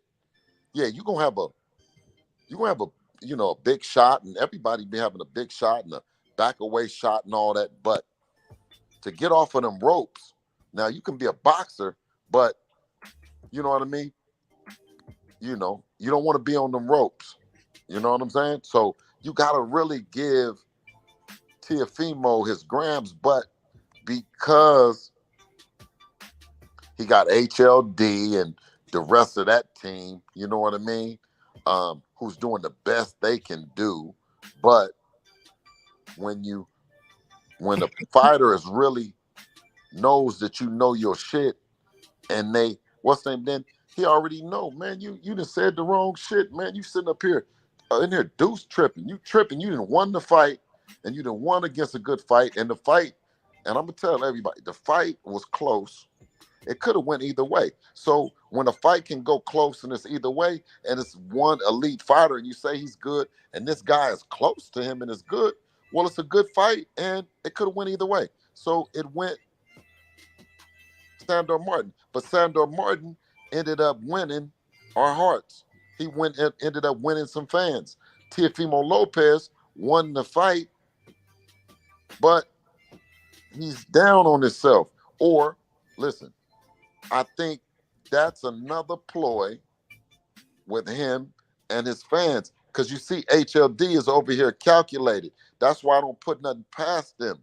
I think that Teofimo is running a play on sympathy, but really he's setting it up for a big comeback. Sound good. Sound good. Bill. Yeah, that's why he over here. Yeah, he know. Yeah, he know. I know what they got going on. That's why he came with that other crazy ass question, right? That I've answered 10 different times, 10 different ways, but he won't tell me how, if they fight, what Teofimo is going to do to Devin. And that's all I be, you know what I mean? On these panels, right? We need to have time to talk educated boxing, talk about not who's running, not who's what's the name. All that's over with. We're not talking about who deserve it. All that's over with. Now it becomes HLD. What do you like about Teofimo in the fight? Versus your son? Devin. With my son. Or I'm gonna say, what do you like? Because you like Lomachenko too. What do you like about Lomachenko in the fight against Devin? No, Lomachenko is a respected fighter. Am I a following of his? No, but he's a respected fighter. He's been a great champion and whatnot. That I'm not gonna take away from him, man. I follow him? You picked Lomachenko to beat Devin too before. And at 33 years old, or whenever you guys wanted that fight that you guys so-called claiming back in 2020 when your son was just 20 years old. Yeah, he would have smoked them. Wait. No, you went back too many years. Okay. You went back. I mean, come on now, Bill. I'm just keeping it from what we know. Now, what I'm saying is, but you was just saying this shit. You were just saying this shit not very long ago. Year and a half ago. Okay, year and a half. Okay, that's fair. That's fair. I'll say a year and a half. I'll say a year, whatever. Because he's been in the war and then the fight and all that. Okay. So look, I'll be even more honest. If you guys would have had the fight with Lomachenko, like at the beginning of this year, right? For an example, I probably would have picked Loma before him going to war. You know what I mean? I would have picked Loma. So whatever time frame that is, I would have picked Loma. But you know what though? I'm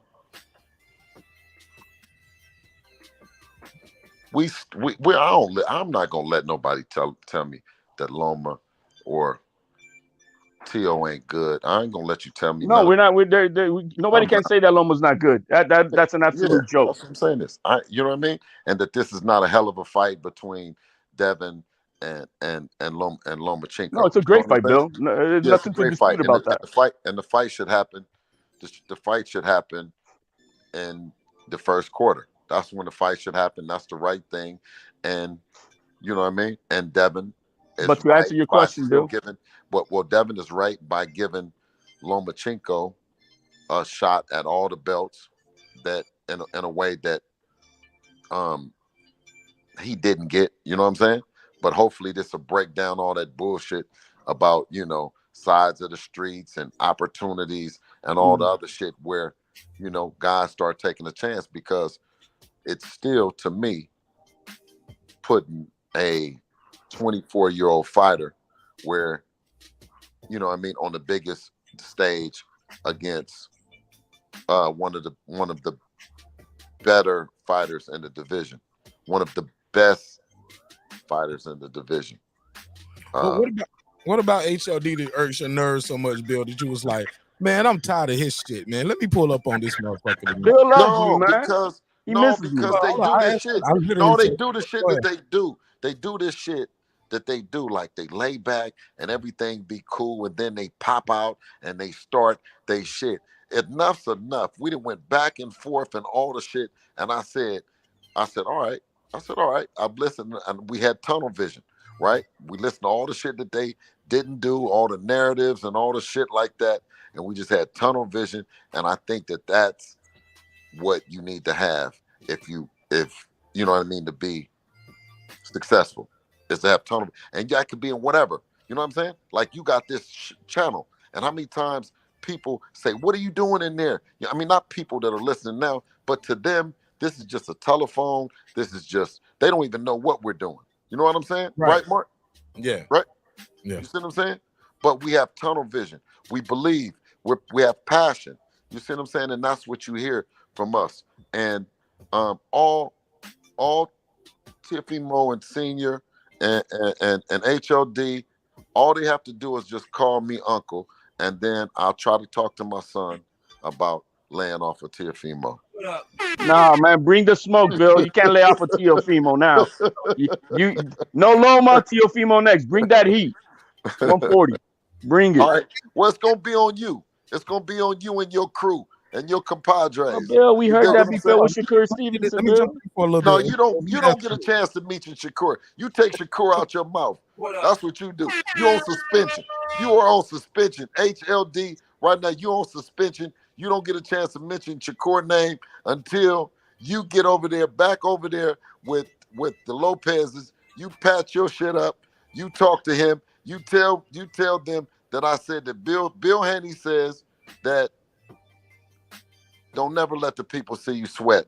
He didn't put all this time. Bill, I don't know. Hold up, Bill. I got to get your take on this. I don't know if anybody asked you yet. Did you see the Teofimo Lopez fight on Saturday? Yes. Now, at the risk of HLD cutting in and going berserk, HLD, I'm gonna ask you to keep your composure while he gives his answer. First, did you think he won the fight, or did you think Sandor Martin won the fight? No, I think he won the fight. Thought he edged it out. What was but it could have went either. It could have went either way. I think that other card, that one card, that was crazy. But also, I think if he had got credit for that knockdown, that could have been something else too. You know what I'm saying? Because it would have a different urgency, because Teofimo was already so used to all the power that his team has grown him accustomed to using. Even his dad, have grown accustomed to being able to be bailed out with that big right hand or that hook or something like that, and by him facing some adversity, right, and somebody that's not going to just fall down, shit start falling apart, right, so I think a lot of that with us, by Dev having 29 fights and having the right fights go the distance at the right times, gives you some kind of experience up under them lights. You know what I'm saying? That shit happens and you gotta stay focused. So I think Devin is getting better. You know what I'm saying? And if Devin is who they he was, and we didn't got better, it should make for a good fight, shouldn't it? Absolutely. and look, my other question is this: he got caught on a hot mic saying, "Bro, do I still got it? That mic wasn't hot, Mark. Don't go for that, man. HLD. That's all a ploy, man. They're playing, man. They're capping. We watch respectfully to George Cambosos. He did the Rocky movie, and he did what was that other movie? What was the first movie that we said that George was doing? I forgot. It was like two different movies that he was drawing his energy from. You know what I'm saying? Like Spartan. Yeah, Spartan 300. You remember the 300? So he was drawing his energy from the movie, right? And what's the name? So then he went with Rocky. He went low. He went back to the gym that he had been working out. He was drawing his energy. And you know, fighters and people have a way of using things, whether it be a certain music or song or movie or something like that, right? And Teofimo Lopez, I don't know which movie it is or what HLD, what plan they got over there, but I think it's strategic and playing on the sympathy and saying, do I got it? Man, come on, man. We know that you got it. You with that Sandor Martin, we already know. But we want to see you in there with somebody that's faster than that. See, they got a chance to see him in there with a boxer. I know Top Rank has the best matchmakers in the business. They took an opportunity to take a look at him and say, all right, well, we're going to give you a boxer. And if he does well with this boxer, we know he'll do really well with Haney. Well, you got a chance to see what you're going to see because there's only one Devin Haney. Yeah, I remember that was his take on Devin's sparring too. He said, you ran. That was his take on it. So you think when you hear, bro, do I still got it? Yeah, that's not a hot mic. Like you think he really feels that way? No, man, that's all cap. Self-doubt? No. That's all game. Look genuine to me, man. He looked like he thought he lost the fight, Bill, to me. Man, don't it look okay? Did it look like he wanted to fight Devin? Did it look like he wanted to fight Devin? When they first seen each other, did it look like they wanted to fight? I always said that. You always said no? No, I always said Devin got his number and he know it. Like whenever I hear a guy saying, "Oh, all you did was run, you ran," like your job is to stop him from running. Your job is to cut the ring off, work the body. Like when I hear a guy say you ran, I usually count those as excuses why you couldn't touch the guy. Some of us call that swimming without getting wet, you know. Hey, listen, he asked a question. He asked a question. He didn't say the statement. He didn't say I don't got it. He said, do I got it? Do I still got it? Yeah, do I still have it? Do I still got it? Hell yeah, you still got it. Did you see we just won? Everybody, you know what I mean? Different shit. You know what I mean? Like, I don't know if you expected Sandor Martin after he beat Mikey Garcia that he was just gonna be a regular, you know what I mean? A regular HOD said he need to drop his trainer. What you think of that? HOD said he's not listening to his dad. He needs to change his trainer. Never said he needed to drop his trainer. Stop lying, Mark. Okay, I'll play the clip. I'll find. Did you not say he's not? I said they need to change. What I said is whatever happened in that corner when there was insubordination, that needs to be repaired. Okay, that's what I said. And he said T.O. is not. He said Senior is talking to him like a dad, not talking to him like a trainer. He was saying, "Papi, please, please." He said he's acting like a dad, not a trainer. He needs somebody more militant. HOD did say this. I did say that he has to listen to the trainer. There's no. Well, go ahead, Bill. Your son isn't. Oh, but I don't. Go ahead, Bill Haney. What do you think of that? Do you think? What do you think of the instructions to your Senior is giving them and the training? You got to listen. You got to listen to the fighter. You got to listen to the fighter. You got to hear it from him. You know what I'm saying? You got to hear it from him, and to see where the breakdown happened at. You know what I'm saying? And who takes responsibility for it. You know what I'm saying? You know, and they won. You know what I'm saying? They won. I mean, on to the next. You know what I'm saying? Like, how long do you spend with that? Listen, what's so cold is they spent more time, HLD and them, defending the guy when he lost, knowing he wasn't going to fight Devin, than the amount of energy they're spending on him, and he's won, and he can fight Devin. I said he won the fight. I had no problems with that. Yeah, on Saturday. I know. I know, but you ain't campaigning for them to fight. You over here talking this other shit about something else. Well, no, the man is now #1 mandatory position for Josh Taylor. And next in line for How you ain't in no Regis mandatory Progress. position for no goddamn Josh Taylor? Josh Taylor ain't even fought Catterall yet. That's But where I'm saying y'all he's go. in W. That's where He's y'all on. to go picking. That's where y'all be He's going number to go one pick. WBO That's where y'all position. get wrong at, because you pick. You talking about to fight Josh Taylor, and Josh Taylor ain't even won because you really don't want that motherfucking problems. You don't want Catterall. You don't want Josh Taylor for real. You know what I'm saying? And talk about going over there. He about to go across there when he just said Kambosos, he would fight Kambosos now. So why wouldn't you go back over there and fight Kambosos then? Hey, HLD.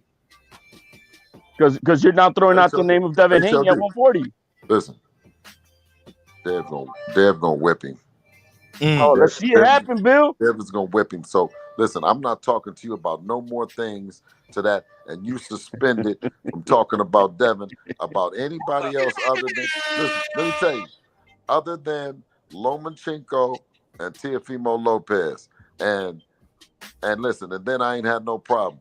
You can go ahead and keep on talking. But if you talk about anything other than that, I gotta come on and give you a ticket. I gotta come on and slow you down. Put a case on him. Bill ain't gonna put a case on you. No, so we're not allowed to say pound for pound, top 10 Shakur Stevenson.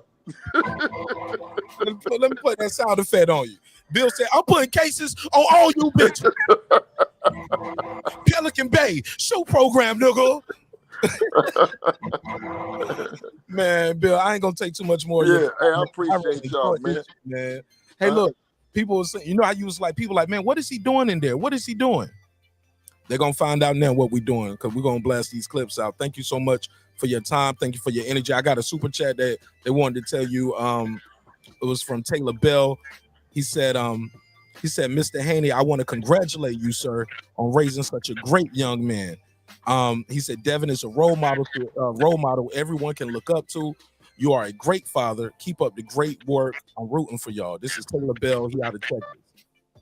Absolutely, man. You guys have a good one. You know what I'm saying? You know, stay blessed, man, and stay safe out there. All right. All right. You want to plug in your social media, anything, Bill? How they can reach you and follow you? I mean, you know, it's at Real Devin Haney on all platforms, and you can find me on your bumper if you got anything wrong to say about Devin, for sure. Candyman, say his name. Say Devin Haney name 3 times. Watch Bill Haney come up and shut shit down. Hey, all right, bro. Y'all have a good one. Thank you. All right, peace. All right, peace. All right, cool. Shout out to Trill Bill Haney. Came in and gave us a special guest appearance. He had to go. Sorry, we didn't get to ask where the next fight was going to be at, Pop. But all right, man. What you guys think of the interview? Impromptu interview. Had a little smoke for HLD, but man, it was a good one right here. I'm about to end this shit too, because I think the NUA fight about to happen. Wow, HLD, we had a little moment right here, huh? What you think? Absolutely. Bill Haney been ducking HLD for like a year and a half now. Finally pulls up on me, man. That man been running, but I'm glad he came for the smoke finally. Smoke. He came with the hands. He gave you an open hand slap. What? Bill has been respected on the panel for the first time here because he's on your show. T.O. need his trainer change shit. I was like, nigga, you did say this. Line. Bro, I had to go into the damn quote. I had to find the exact quote of Poppy, please. He said, you need somebody militant. By you saying he needs somebody militant, T.O.'s not listening to his trainer. All of that shit is he need to change his trainer. I say that. No. That nigga was like, but you want to take that out of context without finishing the thing, that whatever that problem is of disconnect between trainer and son, that is what needs to get fixed. Come on now, stop it. Stop trying to get a hot take on bullshit. I ain't trying to get no hot take. Yes, you are. I'm gonna cut him. You muted me like 15 million times when Bill's trying to address me directly. Man, come on now. Yeah. Let the man talk a little bit. No, he was waiting for me to talk, and you muted me. I'm like, okay, man. But I respected it, man. Bill hasn't been on this show, and yo, kudos to you, Mark Nash, for bringing Bill on the show, man. He finally dared to click on the link. No. But I knew you was gonna eventually get to your quote unquote question. I knew what one question you wanted to ask him. So I figured I would set it up and let you ask him. I knew you was gonna ask him at one point. Well, that was going to be the last thing because we weren't talking about that. Yeah, I already knew you was gonna ask him about that shit. So, and I knew he was gonna answer it. He wasn't gonna just hang up the phone and say, "Man, I'm out of here. I gotta go." He won't gonna say, "What's up? I'm tired." He went to all the paid channels, man. That's what he did to all the. He went out to the the one he slid the $50 under the table channels first, where they capping for him. You know what I mean? 50s. Niggas getting the $50 super chats from Bill. Yeah, $50 under the table. Tax free. Hey, look, Mr. Haney. This is Martin Nash. My cash app is $ Martin Nash. Whenever you need to push some Devin Haney propaganda, I'm your guy. I'm your guy. Hey, look, I'll be up here with his code name too. I'll be like, shout out to Gary. Give me a fake name. Gary A. Smith. Gary A. Smith sent it as a $50 super chat. It's 50, 50, 50, 50. And he just wanted to say Devin Haney's the greatest fighter of all time. I'll do that weekly.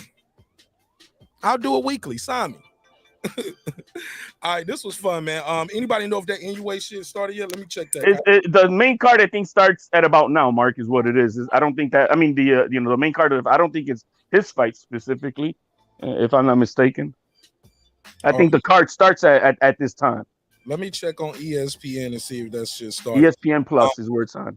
Let me take some calls real quick. Y'all call in real quick. Tell me what y'all think of the Bill Haney. I guess can we call it an interview or is it the Bill Haney pop-up? I guess you call it a pop-up. Smoke session. Smoke session. No, I don't think that was smoke session. I think they had a good conversation, but that was on me though, because I didn't allow HLD to go in crazy. Stop it. I didn't. He was trying to address me, and you weren't allowing me to address him. He's calling me to answer his thing. Y'all did. No, Mark. You didn't get to talk to him. No, what I'm saying is that when he was expecting me to answer because he's waiting on me, you muting me. No, he was, bro. When you was talking, when he was done talking, you talked. I let you speak. I even told other people not. Look, man, it's all good, man. I still got the questions in and whatnot, and we had a good back and forth. I'll leave it at that. Man, I had some questions my damn self. I want to get some of my questions in, shit. But let me see what's going on with this. Is the fight started? Let's sign in.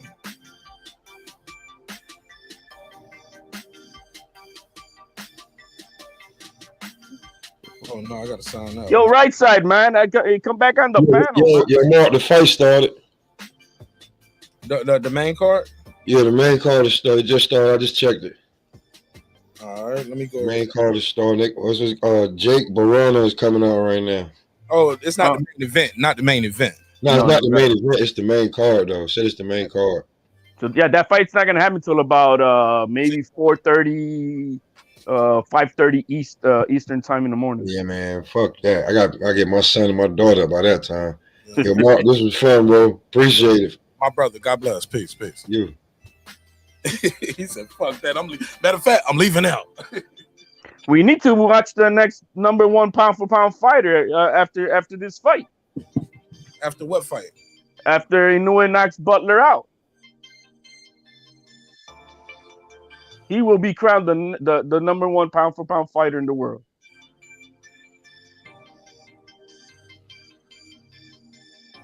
You think so? Absolutely. Okay. Why you say that? Why you say that? Because he's now moving up in weight, I think 3 times, beating all champions along the road. And in devastating fashion too. Yeah. I don't want to oversleep for this shit. But if I do, I got a doctor's appointment tomorrow afternoon. I'm going to the dentist, get my teeth cleaned. Let the dentist check on the work they did, so we can get these choppers right. You know what I'm saying? After all that sugar that Bill Haney fed you, you need to go to the dentist. He ain't feed me no sugar. He fed you. He fed you the damn smoke, though. I don't even think that was smoke. I thought y'all had a. He was just. No, we had a friendly, respectful conversation, just direct and truthful from each other's part. That's all. I don't think nobody can walk away and say Bill Haney body HLD. Nah, Bill Haney had a conversation with HLD. I thought it was a good conversation. I thought y'all both made some points But I thought you was like, yeah, nigga, let's get this fight. I like how you push for that T.O. fight for your guy. I don't think they're gonna do it though. I don't think T.O. Because T.O. ain't even talking about it. He talking like he won titles. You know what I'm saying? Well, the thing is Bill Haney is right. The thing is that Prograis is tied up with Jose Ramirez, and that's gonna happen sometime first quarter of next year or so. And then after that, then T.O. might be able to get a fight. That's gonna be for the later half of the year. So, and Josh Taylor just pushed his fight again with Catterall. So what's T.O. gonna do for the next 6-7 months? And so may we'll see what happens. We don't know. We'll see what happens with Lomachenko. We'll see what happens with Shakur Stevenson, Bill. And if you guys are moving up, hey, that we can't promote a fight and act that we're gonna have a fight with Haney's at 140 when they're not at 140. So that's kind of asinine. The only real true names and realistic names is Lomachenko at 135 or Shakur Stevenson at 135. Other than that, there's no other realistic fight at 135 for them. Now, once they move up to 140, then we can really talk that shit. But for right now, I think it's asinine. It doesn't make any sense. I'm not gonna give it that type of smoke or clout, Bill. So until you move up to 140, I promise you, have your son to unblock me, and we're gonna ring this through. We're gonna make this shit happen. We're gonna turn fire. I promise you that. Stop ducking the smoke with HLD since you had to block me. But nah. Y'all can do it right here every week. Next time I'll just put everybody off the screen, even me, and I'm gonna just let y'all go at it. Yeah, but it was good, man. It was good. Unexpected, supposedly, right? Who sent him the link? Somebody sent him the link. You sent him the link. I'm glad you pulled up though. That was good. That was fun, man. That was entertaining. It was good. I'm happy for you, Mark. Yeah, man. Somebody was in the chat trying to troll. I was like, yo, I was like, man, let that nigga talk, man. He pulled up. We talking about his son in the thumbnail, in the title, in the description block, in the hashtags, in the search engine optimization. But I got a channel forever, man, and you're irrelevant, HLD. Then we gotta get Lopez up here. I need you to make that happen. Get Lopez Senior up here, HLD. I trust me when the time comes. When the time comes, I we'll see what happens. But there's no need until if it's for the smoke with the Haneys, and until that 140, that's just all clout shit, and there's no need for that. Once it's realistic, then we can talk it. Like I said, right now what's realistic is Lomachenko. He said anything for Devin to become undisputed, whatever it takes. Devin Haney says before Ramadan, respectfully to his religion, and because the young man is obviously growing. So whatever, if it's on Lomachenko, I really doubt that it's Lomachenko himself. I'll be honest with you. I really doubt that it's Lomachenko himself pushing it. So we'll see. We'll see what Top Rank does, and if they're gonna really slam dunk, Shakur Stevenson down the hatch with them. So until then, we'll see what happens. But either way, Lomachenko, Shakur, they want to go up to 140, and pick on T.O. Oh man, that's gonna be a good fight. Come on, Bill. It's gonna look worse than Sandor Martin. Y'all really. He was grabbing and holding and running. Yeah, he gonna box them ears off, bro. Yeah. You already know that though. Yes. Yep. We all know that. Yep. He couldn't touch Sandor Martin. You think he's gonna be able to touch Haney? Oh, okay. Do you think? I'm just saying. He couldn't touch Sandor Martin. What did Bill just say? You tell me what he said. Play the tape, guys. Everybody, you guys got to rewatch it. It was a good interview with Bill Haney. I'm gonna chop it. I'm about to end this one right now so I can cut the whole clip and make that whole part a second. Absolutely, Mark. Hang out one second, real quick. HOD, let me close this out. Shout out to everybody pulling up. It's been another great episode of Breaking Beats, man. Shout out to everybody who watched this episode. It was a damn good episode, man. You just never know. You just never know who's gonna pull up in the neighborhood. Shout out to Trill Bill Haney for pulling up and cooking HLD. He cooked this nigga. No, I'm joking. No, it was a good conversation. It's a good conversation. Shout out to Dub Rightside for being on the panel, asking the question. Pop a lot of smoke. Shout out to everybody in the chat. With that said, let me do a neighbors only roll call and we'll close this thing out.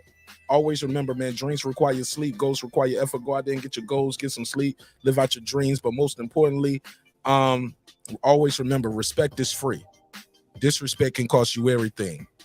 And when I mean everything, I mean everything. Your family, your freedom, your finances. Most importantly, your life.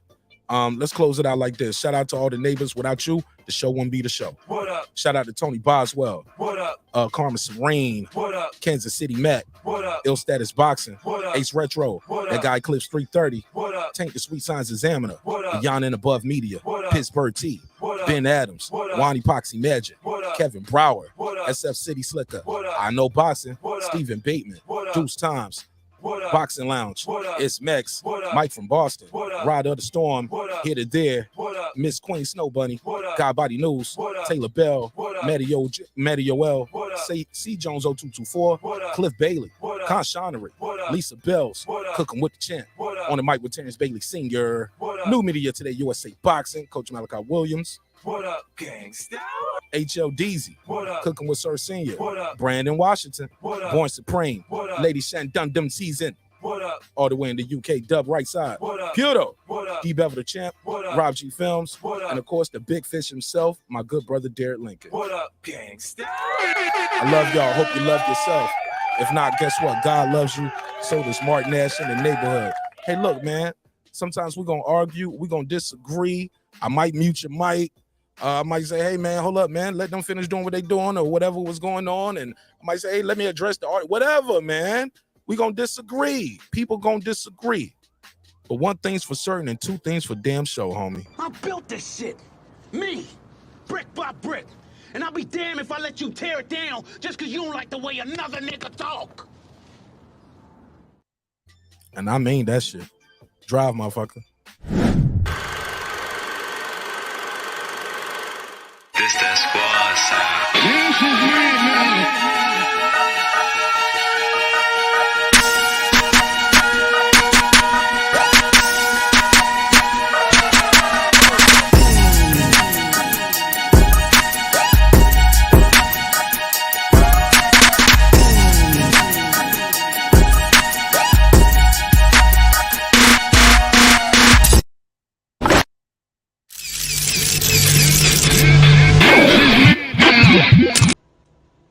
Subscribe. I don't care how many subscribers he has. Support him. So he made all this possible. He made this possible. Nah, Dr. Mark, God made it possible, and so did viewers like you.